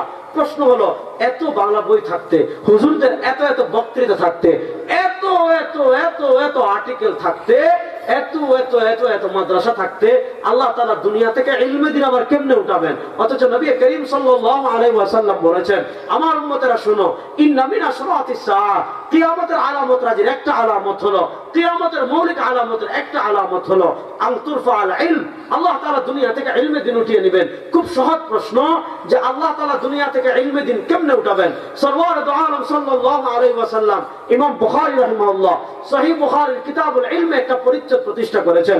ইমাম বুখারী রাহিমাহুল্লাহ সহিহ বুখারীর কিতাবুল ইলমে একটা পরিচ্ছদ প্রতিষ্ঠা করেছেন, যে পরিচ্ছদের নাম হলো বাবুন কাইফা ইউকবাদুল ইলম, বাবুন কাইফা ইউকবাদুল ইলম, বাবুন কাইফা ইউকবাদুল ইলম। যে আল্লাহ তাআলা দুনিয়া থেকে সরওয়ার দু আলম সাল্লাল্লাহু আলাইহি ওয়াসাল্লাম বলেছেন, কিয়ামতের মৌলিক আলামতের একটা আলামত আল্লাহ তাআলা দুনিয়া থেকে ইলমে দ্বীন উঠিয়ে নেবেন। প্রশ্ন হলো আল্লাহ তাআলা দুনিয়া থেকে ইলমে দ্বীন উঠিয়ে নেবেন কিভাবে? ইমাম বুখারী বুখারী শরীফের কিতাবুল ইলমে পরিচ্ছদ প্রতিষ্ঠা করেছেন, বাবুন কাইফা ইউকবাদুল ইলম, আল্লাহ তাআলা দুনিয়া থেকে ইলমে দ্বীন কেমনে উঠাবেন? সরওয়ার দু আলম সাল্লাল্লাহু আলাইহি ওয়াসাল্লাম হাদিসে সেটাও বলেছেন, ইন্নাল্লাহা লা ইয়ানতাজিউল ইলমা ইনতিজা ওয়া ইন্নামা ইয়ানতাজিউল ইলমা বিকবজিল উলামা, إن الله لا ينتزع العلم انتزاعا وإنما ينتزع العلم بقبض العلماء فاتخذ الناس رؤوسا جحالا فاسألوا فافتوا بغير علم فضلوا أضلوا। সরওয়ার দু আলম সাল্লাল্লাহু আলাইহি ওয়াসাল্লাম জবাব দিচ্ছেন, ইন্নাল্লাহ, নিশ্চয়ই আল্লাহ, লা ইয়ানতাজিউল ইলমা ইনতিজাআন, নিশ্চয়ই আল্লাহ আলেমদের পক্ষ থেকে হেঁচকা টান দিয়ে ইলম বের করবেন না। যে দুনিয়াতে যত আলেম আছেন সব আলেমরা ঘুমাইছেন, আল্লাহ তাআলা ইলম বের করে নেবেন। অথবা মোবাইল যেমন ফরম্যাট দিলে, মোবাইল যেমন আপডেট দিলে সব ডিলিট হয়ে যায়, আল্লাহ তাআলা আলেমদের পক্ষ থেকে হেঁচকা টান দিয়ে ইলম উঠাবেন না। আল্লাহ তাআলা আলেমদের পক্ষ থেকে ফরম্যাট দিয়ে ইলমকে ডিলিট করবেন না। তাহলে আল্লাহ তাআলা যদি আলেমদের পক্ষ থেকে হেঁচকা টান দিয়ে ইলম না উঠান, আল্লাহ তাআলা যদি আলেমদের পক্ষ থেকে হেঁচকা টান মেরে যদি ইলম না উঠান, তাহলে প্রশ্ন হলো আল্লাহ তাআলা আলেম এই দুনিয়া থেকে ইলমে দ্বীন কেমনে উঠাবেন? সরওয়ার দু আলম সাল্লাল্লাহু আলাইহি ওয়াসাল্লাম জবাব দিচ্ছেন, ওয়া ইন্নামা ইয়ানতাজিউল ইলমা বিকবজিল উলামা, আল্লাহ তাআলা দুনিয়া থেকে ইলমে দ্বীন উঠিয়ে নেবেন আলেমদেরকে উঠিয়ে নেওয়ার মাধ্যমে। আল্লাহর যত আলেম আছেন, কোরআনের যত আলেম আছেন, হাদিসের যত আলেম আছেন, আপনার আলেমদেরকে উঠিয়ে নেওয়ার মাধ্যমে আল্লাহ তাআলা দুনিয়া থেকে ইলমে দ্বীন উঠিয়ে নেবেন। আর ইলমে দ্বীন আল্লাহ তাআলা আলেমদেরকে যখন একের পর এক একের পর এক একের পর এক একের পর এক দুনিয়া থেকে উঠিয়ে নেবেন, এখন প্রশ্ন হলো আল্লাহ তাআলা দুনিয়া থেকে ইলমে দ্বীন উঠিয়ে নেবেন আলেমদেরকে উঠিয়ে নেওয়ার মাধ্যমে। প্রশ্ন হলো আলেম কারা? এটা আমাদের জানার দরকার আছে না নাই? একটু জোরে বলেন, আলেম কারা? এটা আমাদের জানার দরকার আছে না নাই? আচ্ছা বলেন, কেউ যদি 100টা বই বাংলা পড়ে তার কিছু জানা হবে কি হবে না? আর আসতে বলেন, আপনি কোরআন শরীফ বাংলা পড়লেন, মারিফুল কোরআন বাংলা পড়লেন, ইবনে কাসির বাংলা পড়লেন, আল বিদায়া ওয়ান নিহায়া বাংলা পড়লেন, বুখারী শরীফ বাংলা পড়লেন, আকীদা আল ফিকহুল আকবার বাংলা পড়লেন, আকীদাতুত তাহাওয়ী বাংলা পড়লেন। এভাবে বাছাই বাছাই করে কেউ যদি 100টা বাংলা বই পড়ে তার কিছু জ্ঞান অর্জিত হবে কিনা? এখন প্রশ্ন হলো, কেউ নিজে নিজে কিছু পড়ে শিখলো, তাকে আলেম বলা যাবে কিনা? কেউ তাবলীগে এক চিল্লা লাগাইছে, কেউ যদি তাবলীগে এক চিল্লা লাগায় তার কিছু জানা হবে কি হবে না? মোটামুটি কয়েকটি গুণের উপর মেহনত করি আমল করিতে পারিলে দিনের উপর চলা অতি সহজ। গুণগুলো এই কালেমা, নামাজ, ইলম, জিকির, ইকরামুল মুসলিমিন, তাসহিয়াত, দাওয়াতে তাবলীগ, কালেমা লা ইলাহা ইল্লাল্লাহ মুহাম্মাদুর রাসূলুল্লাহ, এর 6 নম্বর সে শিখে আসলো, বিভিন্ন সুন্নাহ শিখে আসলো, বিভিন্ন আমল শিখে আসলো, কেরাত শিখে আসলো, দোয়া শিখে আসলো, নামাজ শিখে আসলো, ওযু শিখে আসলো। আচ্ছা বলেন, কেউ যদি তাবলীগে এক সাল লাগায়, কেউ যদি তাবলীগে এক চিল্লা লাগায়, তার কিছু জিনিস শিখা হবে কি হবে না? প্রশ্ন, এই যে সে নিজে নিজে পড়ে কিছু জিনিস শিখলো, তাবলীগে সাল লাগিয়ে কিছু জিনিস শিখলো, তাবলীগে চিল্লা লাগিয়ে কিছু জিনিস শিখলো, এই নিজে নিজে শিখলে তাকে আলেম বলা যাবে কি না? আপনার না তো বলছেন, আগে আমি তালিলিক বলি তাহলে বুঝবেন। আলেম হওয়ার পথ মাত্র একটা। বলেন, আলেম হওয়ার পথ মাত্র একটা। আপনার ক্লান্ত হয়ে গেছেন? আলেম হওয়ার পথ মাত্র একটা। জোরে বলেন, আলেম হওয়ার পথ মাত্র একটা। সরওয়ার দু আলম সাল্লাল্লাহু আলাইহি ওয়াসাল্লাম সুনান দারমি হাদিসে বলেছেন, মান ইউরিদিল্লাহু বিহি খায়রান ইউফাক্কিহু ফিদ-দ্বীন, মান ইউরিদিল্লাহু বিহি খায়রান ইউফাক্কিহু ফিদ-দীন, মান ইউরিদিল্লাহু বিহি খায়রান ইউফাক্কিহু ফিদ-দীন। আল্লাহ তাআলা যার কল্যাণ চান, আল্লাহ তাআলা যার ভালো চান, আল্লাহ তাআলা যার উত্তম চান, ইউফাক্কিহু ফিদ-দীন, তাকে দ্বীনের ইলম দান করেন, তাকে দ্বীনের সমাজ দান করেন, তাকে দ্বীনের বুঝ দান করেন, তাকে দ্বীনের ফিকহ দান করেন। এবার প্রশ্ন হলো, আল্লাহ তাআলা যার ভালো চান, আল্লাহ তাআলা যার কল্যাণ চান, আল্লাহ তাআলা যার উত্তম চান, তাকে দ্বীনের ইলম দান করেন, তাকে দ্বীনের সমাজ দান করেন, তাকে দ্বীনের বুঝ দান করেন, তাকে দ্বীনের ফিকহ দান করেন। এবার প্রশ্ন হলো, দ্বীনের ইলম তো আল্লাহ আসমান থেকে আপনার মাথায় ডালবেন না, দ্বীনের ইলম তো আল্লাহ তাআলা জিবরিলের মাধ্যমে আপনার কাছে পাঠাবেন না, দ্বীনের ইলম আল্লাহ তাআলা আপনার কাছে সরাসরি আপনার বুকে ঢেলে দিবেন না। তাহলে প্রশ্ন হলো, আল্লাহ চাইলে তো দেন, কিন্তু দেওয়ার পদ্ধতিটা কি?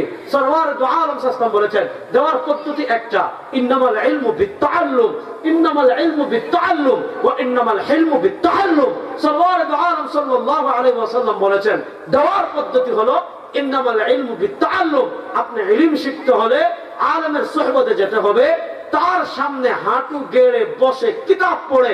আপনি যদি স্ট্রিক্ট প্রাতিষ্ঠানিক ভাবে 1400 বছরের ট্রেডিশনাল যে ধারা আছে, সাহাবা একরাম নবীর কাছে পড়ে শিখেছেন, তাবেঈরা সাহাবীদের কাছে পড়ে শিখেছেন, তবে তাবেঈরা তাবেঈদের কাছে পড়ে শিখেছেন, আইম্মায়ে মুজতাহিদিনরা তবে তাবেঈদের কাছে পড়ে শিখেছেন।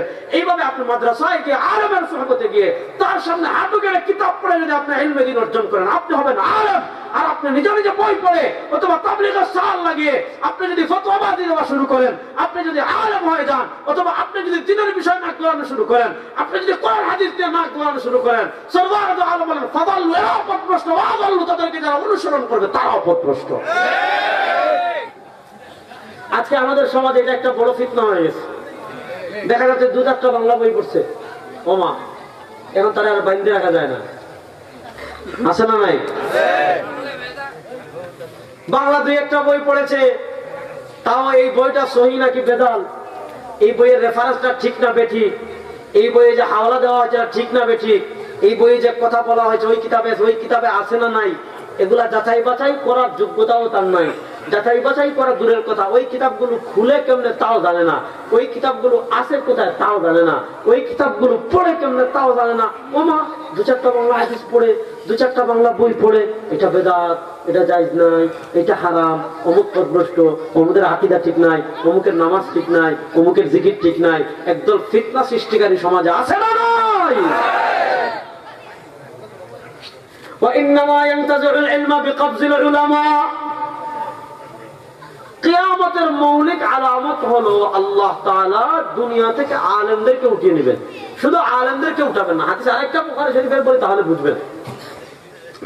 নবী করিম সাল্লাল্লাহু আলাইহি ওয়াসাল্লাম বলেন, ইয়াযহাবু সালিহুনা আল-আউয়াল ফাল-আউয়াল, ইয়াযহাবু সালিহুনা আল-আউয়াল ফাল-আউয়াল। যুবকরা হাদিসটা ভালো করে শুনেন।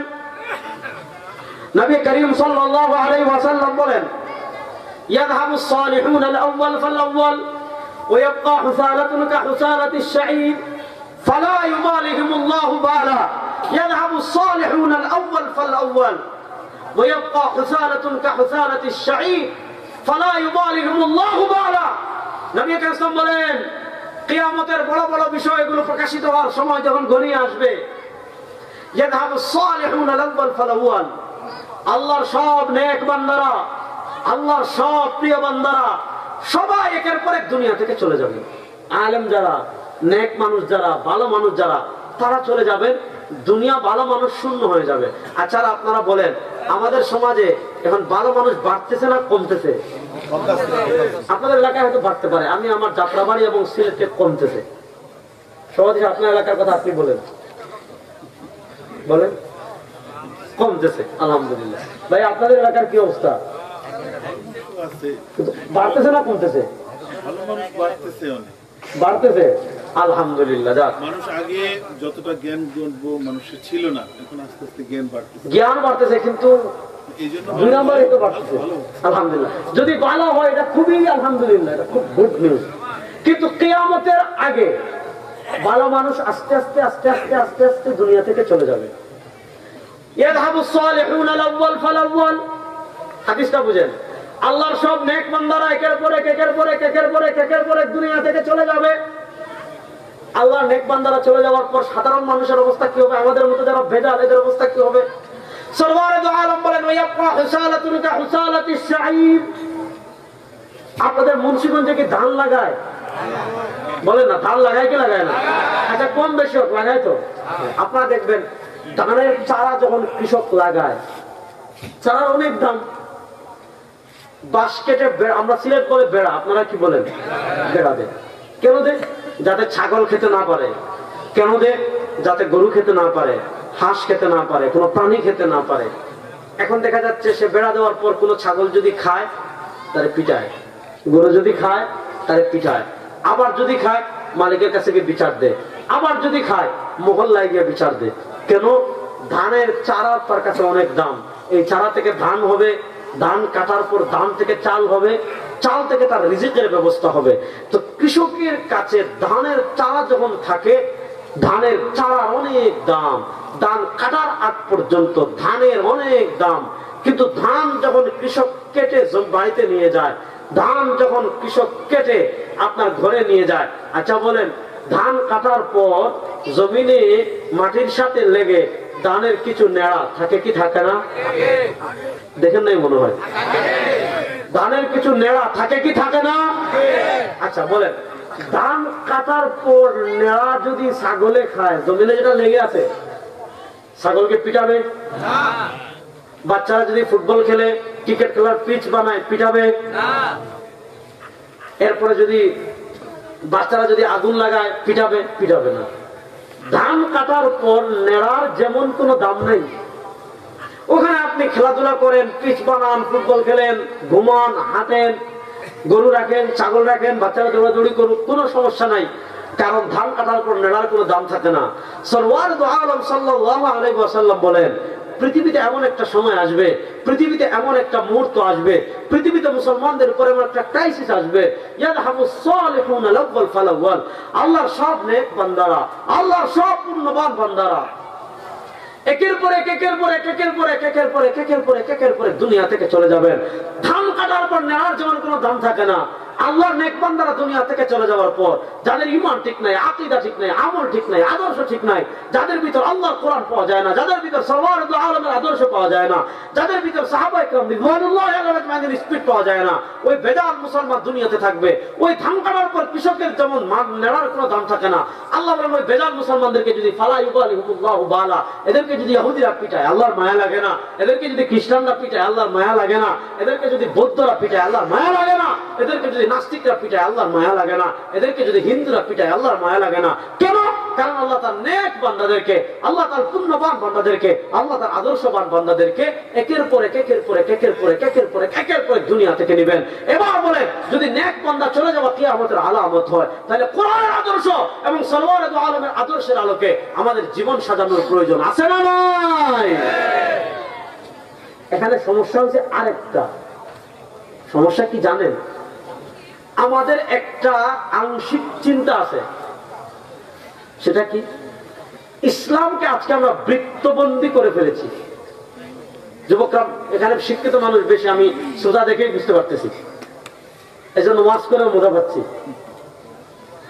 ইসলামকে আমরা বৃত্তবন্দী করে ফেলেছি। যেমন খ্রিস্টানরা তাদের ধর্মকে গির্জাবন্দী করে ফেলেছে, এবং তাদের একটা মৌলিক থিমই হলো, ভাই তুমি ধর্ম পালন করতে চাচ্ছ, ভ্যাটিকান সিটিতে যান, গির্জায়। তাদের রাষ্ট্রকে তারা ধর্ম থেকে একেবারে ছিন্ন বিচ্ছিন্ন আলাদা করে দিয়েছে। তাদের রাষ্ট্রের সাথে ধর্মের কোনো সম্পর্ক নাই, তারা ধর্ম নিরপেক্ষতা বিশ্বাসী। অর্থাৎ রাষ্ট্রের আইন আদালত মানুষের ভিত্তিতে চলবে, যেটা সরকার ভালো মনে করে এটা করবে, বিচার ব্যবস্থা সরকার যেটা ভালো মনে করে এটা করবে, অর্থনীতিতে সরকার যেটা ভালো মনে করে এটা করবে, কার সাথে যুদ্ধ করবে সেটা সরকার যেটা ভালো মনে করবে এটা করবে, কার সাথে সন্ধি করবে সরকার যেটা ভালো মনে করবে এটা করবে। ধর্ম মাথা কামাবে না, গির্জা মাথা কামাবে না, বাইবেল মাথা কামাবে না, তাওরাত মাথা কামাবে না, ইনজিল মাথা কামাবে না, কিতাবুল মুকাদ্দাস মাথা কামাবে না। মুকাদ্দাস নিয়ে আপনি গির্জায় থাকেন। আজকে আমাদের একটা ওই অসম্পূর্ণ চিন্তা আছে। আজকে ওই যে তারা যেমন ধর্মকে বৃত্তবন্দী করে ফেলেছে, মুসলমান আজকে কিছু আনুষ্ঠানিকতার মধ্যে ইসলামকে বৃত্তবন্দী তারা করতে চাচ্ছে। তারা মনে করেছে ইসলাম এই কিছু কাজ করার নাম ইসলাম, অথচ ইসলাম একটি পূর্ণাঙ্গ জীবন বিধান। বলেন, ইসলাম একটি পূর্ণাঙ্গ জীবন বিধান। আপনি হাঁটবেন কেমনে, ইসলামে আছে না নাই? রাস্তা বলেন মক্কার কাফেররা টিটকারি মারতো, তোমাদের নবী এমন নবী যিনি পায়খানা কোন পায়ে করবেন, আগে ঢুকবেন, কোন পায়ে বের হবেন, এগুলাও শিখান। আল্লাহ বলছে ইদা আতা আহাদুকুমুল গায়ব ফালা তাস্তাকবিলুল কিবলা ওয়ালা তাস্তাদবিরুহা ওয়ালাকিন শাররিকু আও গাররিবু। তো কাফেররা টিটকারি মারতো, কোন নবী বাথরুমে কেমনে যাবেন এটাও শিখায়, বাথরুম থেকে বের হবেন কেমনে এটাও শিখায়, কোন দিকে মুখ করে বাথরুম করবেন এটাও শিখায়। আচ্ছা বলেন বাথরুমে কেমনে যাবেন, ইসলামে আছে না নাই? জোরে বলেন। হাঁটবেন কেমনে, ইসলামে আছে না নাই? কথা বলবেন কেমনে, ইসলামে আছে না নাই? ঘুমাবেন কেমনে, ইসলামে আছে না নাই? খাবেন কেমনে, ইসলামে আছে না নাই? ব্যবসা করবেন কেমনে, ইসলামে আছে না নাই? রাজনীতি করবেন কেমনে, এটা ইসলামে নাই? রাষ্ট্র পরিচালনা করবেন কেমনে, ইসলামে আছে না নাই? সংবিধান কেমনে লিখবেন, ইসলামে আছে না নাই? বিচার ব্যবস্থা কেমনে চলবে, ইসলামে আছে না নাই? সংসদ কেমনে চলবে, ইসলামে আছে না না? কিন্তু তারা এত বছর আমাদেরকে এটাই শিখিয়েছে যে ইসলাম ভাত খাওয়ার ক্ষেত্রে, ইসলাম ওয়াজ শেষে তাবারুক খাওয়ার ক্ষেত্রে, ইসলাম শুক্রবারে গরম জিলাপি খাওয়ার ক্ষেত্রে, ইসলাম ঘুমানোর ক্ষেত্রে, ইসলাম হাঁটার ক্ষেত্রে, ইসলাম বসার ক্ষেত্রে। রাজনীতি তাদের, অর্থনীতি তাদের, সমাজ তাদের, রাষ্ট্র তাদের, সংসদ তাদের, বিচার ব্যবস্থা তাদের, সংবিধান তাদের না। এটা হলো ইহুদিদের স্বভাব, এটা হলো খ্রিস্টানদের স্বভাব। আর যারা মুসলমান তারা বলে গড থেকে নিয়ে হাঁটা যেমন ইসলামে আছে, রাষ্ট্র পরিচালনা কেমনে করবেন, ইসলামে আছে না নাই? তাহলে আপনি গড়ে ইসলামের বিধান বাস্তবায়ন করলেন হাঁটার ক্ষেত্রে, তাহলে ইসলামের যে বিধানগুলো আছে রাষ্ট্র সংক্রান্ত, ইসলামের যে বিধানগুলো আছে বিচার ব্যবস্থা সংক্রান্ত, ইসলামের যে বিধানগুলো আছে অর্থনীতি সংক্রান্ত, সেগুলো বাস্তবায়ন হিন্দুরা করবে, বৌদ্ধরা করবে, ইহুদিরা করবে, খ্রিস্টানরা করবে? সেগুলো বাস্তবায়ন মুসলমানদের করা লাগবে কি লাগবে না? যদি বলেন সেগুলো বাস্তবায়ন করা মুসলমানদের লাগবে কি লাগবে না? আলোচনা শুরু করছিলাম কোন জায়গা থেকে, মূল জায়গায় আবার যায় মনোযোগ। 1400 বছর পাড়ি দিয়ে, এই যে 1400 বছর পর আপনি আলহামদুলিল্লাহ পেলেন, 1400 বছর পর দাড়ি পেলেন, 1400 বছর পর কোরআন পেলেন, 1400 বছর পর নামাজ পেলেন, 1400 বছর পর হাদিস পেলেন, 1400 বছর পর দ্বীন পেলেন, 1400 বছর পর ইসলাম পেলেন। সবাই উচ্চ আওয়াজে চিৎকার করে বলেন এই 1400 বছর পাড়ি দিয়ে দ্বীন, এই 1400 বছর পাড়ি দিয়ে ইসলাম, এই 1400 বছর পাড়ি দিয়ে শরিয়া কাদের মাধ্যমে এসেছে? শুনেন, আপনাদের এলাকায় নদী আছে নি আশেপাশে? নাই, একটু দূরে। আচ্ছা, নদী না থাকুক, বালি যে তুলে আপনারা দেখছেন নি নদী থেকে? একটু বলেন না জোরে, আর একটু সবর, আর বেশি সময় নেই। আপনাদের এলাকার নদী থেকে বালু তুলে কি তুলে না? দেখবেন নদী এক জায়গায় বালু ফেলতেছে 5 কিলোমিটার দূরে। এখন কেমনে বালু আনে? একটা ওখানে নদীর যে জায়গা থেকে বালু তুলে প্রথমে একটা পাইপ, ওই পাইপের সাথে আরেকটা সংযোগ, ওই পাইপের সাথে আরেকটা সংযোগ, ওই পাইপের সাথে আরেকটা সংযোগ, ওই পাইপের সাথে আরেকটা সংযোগ, এভাবে সংযোগ দিয়ে 3 কিলোমিটার দূরে বালু নিয়ে যায়, এভাবে সংযোগ দিয়ে 10 কিলোমিটার দূরে বালু নিয়ে যায়, এভাবে সংযোগ দিয়ে 15 কিলোমিটার দূরে বালু নিয়ে যায়। অমনসিংহের মুসলমান একদম স্বর্ণের পাইপ লাগিয়েছে, স্বর্ণের পাইপ লাগিয়েছে, দুনিয়ার সবচেয়ে দামি পাইপ লাগিয়েছে, কিন্তু মধ্যখানে এক জায়গায় একটা পাইপের সাথে আরেকটা সংযোগ নাই। বালু আসবে? ঢাকা থেকে এখানে কত কিলো হবে? সর্বোচ্চ 40 কিলো অথবা 45 কিলো, এরকমই। এই 41 কিলো, যার তাহলে আমার হিসাব কাছাকাছি। এই যে 41 কিলো মাত্র রাস্তা পাড়ি দিয়ে এখানে আমি আসলাম, রাস্তার প্রয়োজন হয়েছে, গাড়ির প্রয়োজন হয়েছে, ব্রিজের প্রয়োজন হয়েছে, হাইওয়ে রোডের প্রয়োজন হয়েছে, কিচ্ছু নাই, হাঁটার প্রয়োজন। অর্থাৎ 41 কিলোমিটার পাড়ি দিয়ে আপনি এখানে আসতে হলে একটা মাধ্যমের প্রয়োজন হয়। এবার প্রশ্ন হলো, আপনি 41 কিলোমিটার দূরত্বের ব্যাপারটা বুঝলেন, এবার প্রশ্ন হলো আপনি মাত্র 5 কিলোমিটার দূরত্বের জায়গাটা বুঝলেন। এবার বুঝেন সরওয়ারে দু আলম সাল্লাল্লাহু আলাইহি ওয়াসাল্লাম দুনিয়া থেকে বিদায় নিয়েছেন 11 হিজরিতে, আর আপনি বাংলাদেশে 1447 হিজরি, প্রায় 1436 বছর পাড়ি দিয়ে আপনি কোরআন পেয়েছেন। 1436 বছরের দূরত্ব পাড়ি দিয়ে আপনি হাদিস পেয়েছেন। 1436 বছরের পাড়ি দিয়ে আপনি দ্বীন পেয়েছেন। 1436 বছর পাড়ি দিয়ে আপনি ইসলাম পেয়েছেন। এবার বুঝেন আল ইয়াউমা আকমালতু লাকুম দীনাকুম, আর আপনার ভিতরে দূরত্ব 1436 বছরের রাদিতু বিল্লাহি রাব্বান ওয়া বিল ইসলামি দীনার ভিতর আপনার আর এটার ভিতর দূরত্ব 1436 বছরের, মদিনা ওয়ালার আপনার ভিতর দূরত্ব 1436 বছরের। ইকরা বিসমি রাব্বিকাল্লাযী খালাক খালাকাল ইনসানা মিন আলাক, ওইটার আপনার ভিতর দূরত্ব 1436 বছরের, 1436 বছরের। এবার প্রশ্ন হলো এই 1400 বছর পাড়ি দিয়ে আপনি গারা হেরা পর্যন্ত পৌঁছাবেন কেমনে? 1436 বছর পাড়ি দিয়ে আপনি আলিয়া মাকবাতুল লাকুম দিন পর্যন্ত পৌঁছাবেন কেমনে? 1436 বছর পাড়ি দিয়ে আপনি মদিনা ওয়ালা পর্যন্ত পৌঁছাবেন কেমনে? 1436 বছর পাড়ি দিয়ে আপনি কামলি ওয়ালা পর্যন্ত পৌঁছাবেন কেমনে? ওই 1400 বছর দূরত্ব পাড়ি দিয়ে যাদের মাধ্যমে আপনি মদিনা ওয়ালা পর্যন্ত পৌঁছাবেন, যাদের মাধ্যমে আপনি কামলি ওয়ালা পৌঁছাবেন, ওই সংযোগ লাইনের নাম উলামায়ে কেরাম। ওই সংযোগ লাইনের নাম উলামায়ে কেরাম। দেখেন, আপনি যদি আমাকে জিজ্ঞাসা করেন যে আমি বলবো আমি হাদিস পড়েছি এই উস্তাদের কাছে, তিনি পড়েছেন এই উস্তাদের কাছে, তিনি পড়েছেন ওই উস্তাদের কাছে, তিনি পড়েছেন এই উস্তাদের কাছে, তিনি পড়েছেন এই উস্তাদের কাছে, তিনি পড়েছেন এই উস্তাদের কাছে, এভাবে রাসূলুল্লাহ সাল্লাল্লাহু আলাইহি ওয়াসাল্লাম পর্যন্ত আমাদের সংযোগ আছে না নাই? আপনি আমার ফিকহে আসেন, ফিকহে আমার সংযোগ রাসূলুল্লাহ সাল্লাল্লাহু আলাইহি ওয়াসাল্লাম পর্যন্ত আছে। আপনি আমার তাসাউফে আসেন, তাসাউফে আমার সংযোগ রাসূলুল্লাহ সাল্লাল্লাহু আলাইহি ওয়াসাল্লাম পর্যন্ত আছে। আপনি আমার হাদিসে আসেন, হাদিসে আমার সংযোগ রাসূলুল্লাহ সাল্লাল্লাহু আলাইহি ওয়াসাল্লাম পর্যন্ত আসে। এভাবে 1400 বছর পাড়ি দিয়ে যে স্ট্রাকচারের মাধ্যমে, যে সংযোগ লাইনের মাধ্যমে, যে লাইনের হাইওয়ের মাধ্যমে দ্বীন আপনার কাছে আসছে, শরিয়া আপনার কাছে আসছে, কোরআন আপনার কাছে আসছে, ওই সংযোগ লাইনের নাম উলামায়ে কেরাম। এজন্য আপনি হাদিসে পাবেন এই হুজুররা মাদ্রাসায় ফ্লোরে শুয়ে, হুজুরদের পোশাকও অনেক দামি না, হুজুররা অনেক দামি খাবারও খায় না, কিন্তু তাদের দাম কত, তাদের মর্যাদা কত? রাসূলুল্লাহ সাল্লাল্লাহু আলাইহি ওয়াসাল্লাম বলেছেন তাদের জন্য ইয়াদউ লাহুম মান ফিস সামাওয়াতি ওয়াল আরদ হাত্তা আল হিতান ফি জাওফিল মা, এদের জন্য দুনিয়ার আসমান জমিনে যা কিছু আছে সবাই তাদের জন্য দোয়া করে। হাত্তা আল হিতান ফি জাওফিল মা, এমনকি সাগরের পানির নিচে যে মাছ আছে ওই মাছও তাদের জন্য দোয়া করে। এই ছোট্ট ছোট্ট মাদ্রাসার ছাত্ররা যখন রাস্তা দিয়ে হাঁটে, সরওয়ার দু আলম সাল্লাল্লাহু বলেছেন ওয়া আন্নাল মালায়েকাতা লাতযউ আজনিহাতাহা বিযাল্লি তালিবিল ইলমি, এই মাদ্রাসার ইলম যারা শিখে, কোরআন যারা ট্র্যাডিশনাল ধারায় শিখে, ওরা যখন রাস্তা দিয়ে হাঁটে ফেরেশতারা তাদের রহমতের ডানা এদের পায়ের নিচে বিছিয়ে দেন। সুবহানাল্লাহ। এরা এমন কি করতেছে শুনেন, এরা হলো ইসলামের ট্র্যাডিশনাল ধারা, এটা সংযোগ তৈরি করে করে করে করে দিন আপনার কাছে আসছে, শরিয়া আপনার কাছে আসছে। আপনি দিন তো 1400 বছর পর ফেসবুকের মাধ্যমে পান নাই, ইউটিউবের মাধ্যমে পান নাই, গুগলের মাধ্যমে পান নাই। এজন্য শুনেন, দুনিয়াতে অনেক বাতিল ফিরকা বের হবে যারা আপনাদেরকে আলেমদের থেকে বিচ্ছিন্ন করতে চাইবে। শুনেন, আলেমদের থেকে বিচ্ছিন্ন হওয়া মানে আপনি মূলধারা থেকে বিচ্ছিন্ন হয়ে গিয়েছেন। আলেমদের থেকে বিচ্ছিন্ন হওয়া মানে আপনি মূলধারা থেকে খারিজ হয়ে গিয়েছেন। আলেমদের থেকে বিচ্ছিন্ন হওয়া মানে আপনি মূল হাইওয়ে রাস্তা থেকে ডানে বামে চলে গিয়েছেন। অ্যাক্সিডেন্টের সম্ভাবনা আছে না নাই? সুতরাং আমি যে কথা দিয়ে শুরু করেছিলাম, ফিতনার যুগ, ফাসাদের যুগ।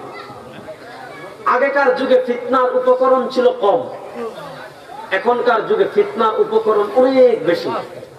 এই জন্য আমরা যারা আলেম না, আমাদের করণীয় হলো আলেমদের সোহবতে বেশি যাওয়া, আলেমদের সাথে সম্পর্ক রাখা। কেন সম্পর্ক রাখলে কি লাভ হবে? একটা হাদিস বলে আজকের মতো শেষ করি, মনোযোগ দিয়ে শুনেন। নবী করিম সাল্লাল্লাহু আলাইহি ওয়াসাল্লামের হাদিস ইমাম বাইহাকী রাহিমাহুল্লাহ এনেছেন। নবী করিম সাল্লাল্লাহু আলাইহি ওয়াসাল্লাম বলেন, মাসালুল জালিসিস সালিহ কামাসালি সাহিবিল মিসকি ইল্লাম তুসিবকা মিনহু শাই আসাবাকা মিন রিহিহি।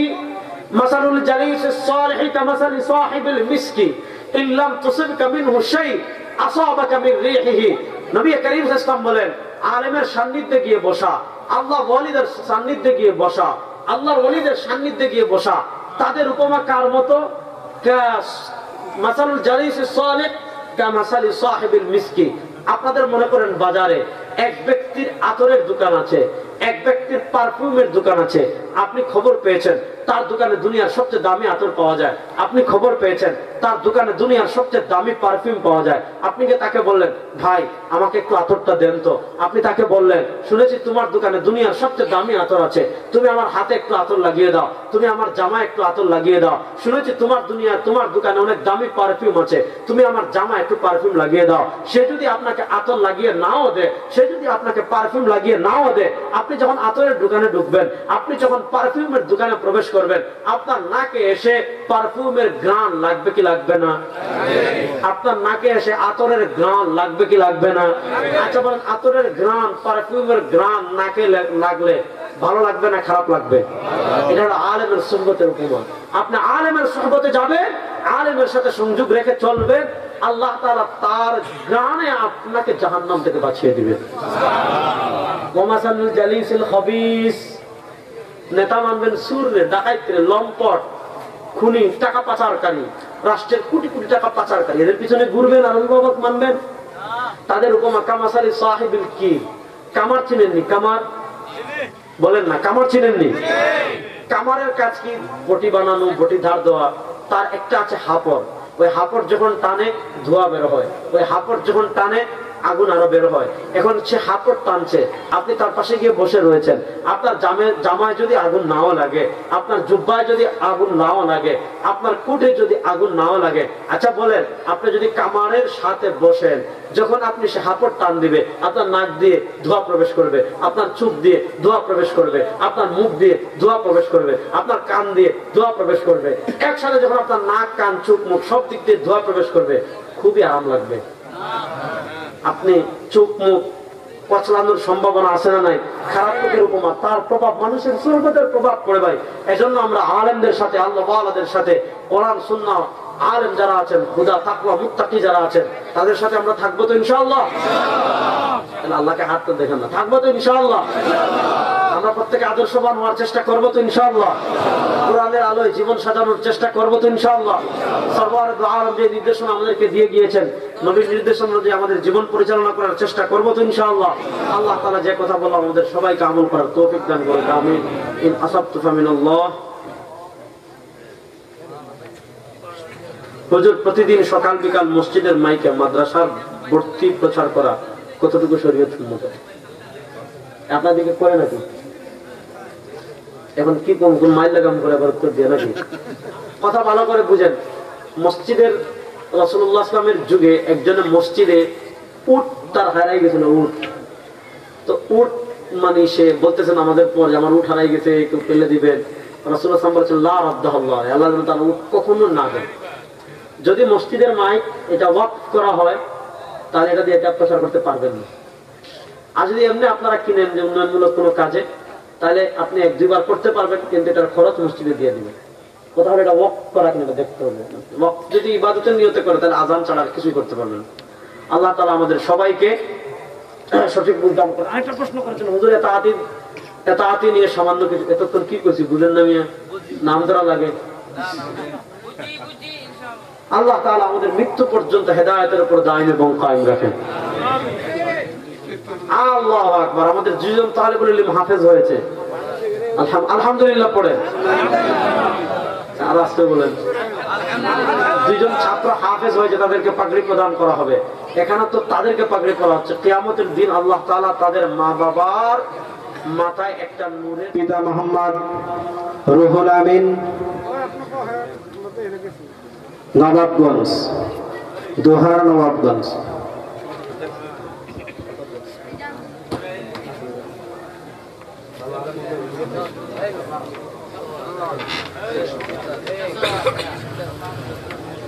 সামনে তো চলেন।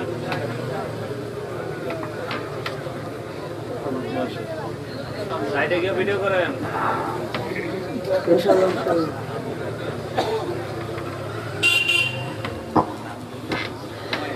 এখন সংক্ষিপ্ত বিষয়ে আমাদের মাদ্রাসার এবং দক্ষিণ সৌতুল হেরা কেরাতুল কোরআন হাফিজিয়া মাদ্রাসার সম্মানিত সভাপতি এবং দক্ষিণ মধ্যপাড়া শাহ হিজামে মসজিদের ও সভাপতি সাহেব, আপনাদের সংক্ষেপে যে অত্যন্ত সুশৃঙ্খলভাবে আমাদের মাহফিল পরিসমাপ্তির দিকে যাচ্ছে। গতকাল প্রচন্ড শীত ছিল এবং গতকাল রাত 12টা পর্যন্ত আমরা এই প্যান্ডেলের প্রস্তুতি সম্পন্ন করার সময় আমরা দেখেছি যে এখানে কুয়াশা এবং প্রচন্ড পানি। সকালবেলা দেখছি যে শামিয়ানা ভিজে গেছিল, কিন্তু আজকে আল্লাহর কি মেহেরবানি, কি রহমত এখানে নাজিল হয়েছে যে শীতটা কমে গেছে, অনেক বাতাসটা নাই। আমরা অনেক আরামেই আজকে মাহফিল সম্পন্ন করলাম। এই জন্য আল্লাহ তাআলার কাছে আমার কৃতজ্ঞতা। আমাদের মাহফিলের মূল সৌন্দর্য আপনারা, আপনাদের উদ্দেশ্যে আয়োজন, এই টাকা পয়সা খরচ করা, বছর বছর এই যে 20তম মাহফিল আমরা আয়োজন করলাম, 21তম, আপনাদের দুটা ভালো কথা শোনানোর জন্য। এবং আপনারা কতটুকু উদ্বুদ্ধ হয়েছেন আমি জানি না। আমি ব্যক্তিগতভাবে আমাদের প্রতি বছর আমরা জানি যে প্রত্যেক মাহফিল আয়োজকরা নতুন নতুন বক্তা উপহার দেয়, নতুন নতুন চেহারা দেখাতে চেষ্টা করে। আমরা কিন্তু রিপিট করলাম একই আলেমকে। দেখি আমাদের হুজুর কি বলেন। তো আমরা একই আলেমকে পরপর 2বার আপনাদের সামনে উপহার দিলাম। ভালো মন্দ বিচারের দায়িত্ব আপনাদেরই, মানুষের বিবেকই সর্বোচ্চ আদালত। উনি যে চমৎকার ভাবে আমাদেরকে উজ্জীবিত করে গেলেন, এই কথাগুলি আমরা যদি হৃদয়ে ধারণ করি, লালন করি, মনে রাখি এবং চর্চা করি। উনি 1436 বছর বারবার উনি বললেন, কিয়ামতের আলামতের কথা বললেন, আলেমদের মূল্যায়নের কথা বললেন, আলেমদের সান্নিধ্যে যাওয়ার কথা বললেন। আমার মনে হয় আমার অন্তরের কথাগুলি উনি বলছেন। আমি আমার মসজিদে একবারই নায়েবে রসুলের কথা বলছি, যে নায়েবে রসুল ধারাবাহিকভাবে যেভাবে ইসলাম এবং এই কোরআন শরীফ যখন লেখা হয়েছে তখন কিন্তু এই বর্ণমালা, এই ভাষা, এই আধুনিক ব্যাকরণ ওইভাবে কিন্তু ছিল না। কিন্তু আল্লাহ যারা নায়েবে রসুল বা ওই সময়কার যারা সাহাবীরা ছিলেন, তারা কিন্তু শুনে শুনেই ধারণ করে পরবর্তীতে আমাদের জন্য সেটাকে রেখে গেছেন। কিন্তু এটা এমনই একটা জিনিস যে যেটার মধ্যে কোনো ফুটনোট নাই, যেটার কোনো ভুল নাই। পবিত্র কোরআনের আয়াত যেই ভাষায় অনুদিত হয়েছে, অর্থ একই। এই জন্য আপনাদেরকে আমি বিশেষভাবে ধন্যবাদ দিই। আপনারা না আসলে আজকে প্যান্ডেলটা খালি থাকতো। আমি লজ্জা পেতাম যে আপনি সরকারের একজন সচিব, আপনি একটা মাহফিল আয়োজন করছেন, আপনি 200 লোক জোগাড় করতে পারেননি। কিন্তু আপনারা আসছেন বলে আমি আপনার কাছে, আপনাদের সবার কাছে আমি কৃতজ্ঞতা জানাই। এবং প্রতি বছর আল্লাহর রহমতে জানুয়ারি মাসের প্রথম শুক্রবার আমাদের এই মাহফিল হবে, নিয়মিত হবে। আগামী বছর জানুয়ারি 2 তারিখ শুক্রবার পড়ছে। আমার কিছু সঙ্গী সাথী আছে, এরা খুব অ্যাডভান্স, এবং তারা আবার আমাদের এই বক্তাকে দাওয়াত দেওয়ার জন্য আমার ইশারা করতেছে। তা আমরা যদি হুজুরের যদি অনুমতি পাই, চাই তো ইনশাআল্লাহ ওনাকে আমরা আবার আগামীবার আরেকটা ইস্যুতে ওনার বক্তব্য আমরা শুনবো। আমরা দোয়াও করবো আল্লাহ যেন ওনাকে হায়াতে তাইয়্যিবা দান করেন, উনি যেন আমাদেরকে সুস্থ শরীরে আমাদেরকে আবার আলোচনা। আজকে উনি সাতকানিয়া থেকে আসছেন। এটা সাতকানিয়া কোথায় জানেন? চট্টগ্রাম, কিন্তু কক্সবাজার রোডে, কিন্তু বান্দরবনের পাশে। বান্দরবন হচ্ছে বাংলাদেশের একটা প্রত্যন্ত সীমান্তবর্তী জেলা, পাহাড়। সেইখান থেকে উনি আসছেন আমাদের মহব্বত এবং কথা রক্ষার জন্য, যেহেতু উনি কথা দিয়ে গেছিলেন। এবং উনি রাত্রে এবং দিনে মাহফিল করতেছেন। তা এর মধ্যেই উনি আমাদেরকে সময় দিয়েছেন, অনেক মূল্যবান আলোচনা করেছেন। ওনাকে আমি ধন্যবাদ দিচ্ছি আপনাদের সবার তরফ থেকে এবং কৃতজ্ঞতা জানাচ্ছি। আমাদের এই মাহফিলের আয়োজনে অনেকেই টাকা পয়সা দিচ্ছেন, সেই টাকা থেকে মাহফিলের খরচ বহন করব এবং এই মাদ্রাসা পরিচালনা করব। আমাদের এই বছর নুরানি শিশু শ্রেণীতে 38টি শিশু বাচ্চা এখানে ভর্তি হয়েছে, ছেলে এবং মেয়ে। আমরা তাদের সবাইকে একটা করে মগ মাদ্রাসার নাম খোদাই করে লিখে উপহার দিয়ে আমরা তাদেরকে আজকে বরণ করছি, নবীন বরণ। যারা ক্লাস 3-তে বের হয়ে গেছে তাদেরকেও একইভাবে একটা করে মগ উপহার দিয়ে আমরা বিদায় জানিয়েছি। তা এই যে মাদ্রাসার মাহফিলের খরচ আপনাদের অর্থায়নে যে হয়, যে বা যারা দান করেছেন বা করবেন নিয়ত করেছেন, অনেকে আমাকে জানিয়েছেন যে রমজানে দিবেন, রমজানের যাকাতের অর্থ তারা দিবেন। তো আমরা তাদেরকে অগ্রিম ধন্যবাদ জানাই। যারা অলরেডি দিয়েছেন তাদের প্রতি আমি কৃতজ্ঞতা জানাই। আপনাদের এই দান বহু গুণে বৃদ্ধি পাক, আমি এই দোয়া চাইব হুজুরের কাছে যে যারা দান করছেন, যারা দান করবেন, প্রত্যেকের জন্য দোয়া হবে। আমি বলবো যে যার শেষ ভালো তার সব ভালো। আমাদের মাহফিল সুন্দর হয়েছে, এখন আমরা কিছু তাবারুক ব্যবস্থা করছি, তা আমরা পর্যাপ্ত তাবারুক করছি এবং আমরা যে পরিমাণ করছি আমার মনে হয় সেই পরিমাণ লোক হয় না, কাজে সবাই একটা করে নিয়েই বাড়ি যেতে পারবো। আমি আবারও আজকে আমাদের যারা এখানে বয়ান করছেন বক্তব্য রাখছেন প্রত্যেকজন আলেমের জন্য আমি আপনাদের কাছে দোয়া চাই। এই কথাগুলি বলে ইনশাল্লাহ আবার দেখা হবে আগামী 2রা জানুয়ারি 2026-এ। এই আশাবাদ ব্যক্ত করে আমার বক্তব্য আমি শেষ করছি এবং আখিরি মোনাজাতের মাধ্যমে সমাপনী ঘোষণার জন্য আমাদের প্রধান আলোচক মহোদয়কে অনুরোধ জানাচ্ছি। আসসালামু আলাইকুম ওয়া রাহমাতুল্লাহ। আলহামদুলিল্লাহি রাব্বিল আলামিন ওয়াল আকিবাতু লিল মুত্তাকিন والصلاة والسلام على أشرف الأنبياء والمرسلين وعلى آله وأصحابه أجمعين. ربنا ظلمنا أنفسنا وإن لم تغفر لنا وترحمنا لنكونن من الخاسرين. ربنا لا تزغ قلوبنا بعد إذ هديتنا وهب لنا من لدنك رحمة إنك أنت الوهاب. اللهم لا تقتلنا بغضبك ولا تهلكنا بعذابك وعافنا قبل ذلك. اللهم إنك عفو تحب العفو فاعف عنا يا كريم. আয় আল্লাহ, আমাদের জীবনের সব গুনাহকে আপনি মাফ করে দেন। আল্লাহ, গভীর রাত পর্যন্ত আমরা যারা এখানে এসেছি, বসেছি, কথা বলেছি, কথা শুনেছি, আল্লাহ এখান থেকে পুত পবিত্র করে আমাদের সবাইকে বাড়িতে ফিরিয়ে দেন। আল্লাহ, আমাদের জীবনের সগীরা কবিরা জাহিরি বাতিনি সব গুনাহকে আপনি মাফ করে দেন। আল্লাহ, আমাদের ভিতরে অনেক অসুস্থ দোয়া চেয়েছেন, তাদের সকলকে শিফায়ে কামেল আজিলা দান করেন। আল্লাহ, আজকের এই মাহফিলের উসিলায় এলাকার কবরস্থানে যত মুমিন মুমিনাত ঘুমিয়ে আছেন, আল্লাহ তাদের কবরকে জান্নাতের টুকরা বানিয়ে দেন। আল্লাহ, তাদের কবরে আযাব হচ্ছে, তাদের কবরের আযাবকে মাফ করে তাদের কবরকে জান্নাতের টুকরা বানিয়ে দেন। আল্লাহ, আমাদের যাদের মা বাবা কবরের বাসিন্দা হয়ে গিয়েছেন, তাদের কবরকে জান্নাতুল ফিরদাউসের টুকরা বানিয়ে দেন। রব্বিরহামহুমা কামা রাব্বায়ানি সগীরা, রব্বিরহামহুমা কামা রাব্বায়ানি সগীরা। আয় আল্লাহ, আমাদের যাদের মা বাবা জীবিত আছেন, তাদেরকে সুস্থতার সাথে দীর্ঘ নেক হায়াত দান করেন। আয় পরবর্তীকার আলম, আজকে এই মাহফিলে যারা টাকা দিয়ে, পয়সা দিয়ে, শ্রম দিয়ে, মেধা দিয়ে সহযোগিতা করেছেন, আল্লাহ যে যেই নিয়তে সহযোগিতা করেছেন, সকলের সহযোগিতাকে আপনি কবুল মঞ্জুর করে নেন। আল্লাহ, এই মাদ্রাসার খিদমত করে করে যারা কবরের বাসিন্দা হয়ে গিয়েছেন, তাদের কবরকেও জান্নাতের টুকরা বানিয়ে দেন। আয় পরবর্তীকার আলম, আমাদেরকে ভালো হওয়ার তৌফিক দান করেন। কোরআনের আলোয় আমাদের জীবন আলোকিত করার তৌফিক দান করেন। আল্লাহ সর্বারিদ আলম যে সত্য আদর্শ আমাদের কাছে রেখে গিয়েছেন, সেই সত্য আদর্শ আমাদের জীবনে বাস্তবায়ন করার তৌফিক দান করেন। আল্লাহ, কোরআনের আলোকে আমাদের সমাজ গঠনের তৌফিক আমাদের সবাইকে দান করেন। আল্লাহ, কোরআন নিয়ে কবরে যাওয়ার তৌফিক আমাদের সবাইকে দান করেন। সাল্লাল্লাহু আলাইহি ওয়া সাল্লাম আলা খাইরি খালকি মুহাম্মাদিন ওয়া আলা আলিহি ওয়া আসহাবিহি আজমাইন। আমিন বিরহমাতিকা ইয়া আল্লাহ। আসসালামু আলাইকুম।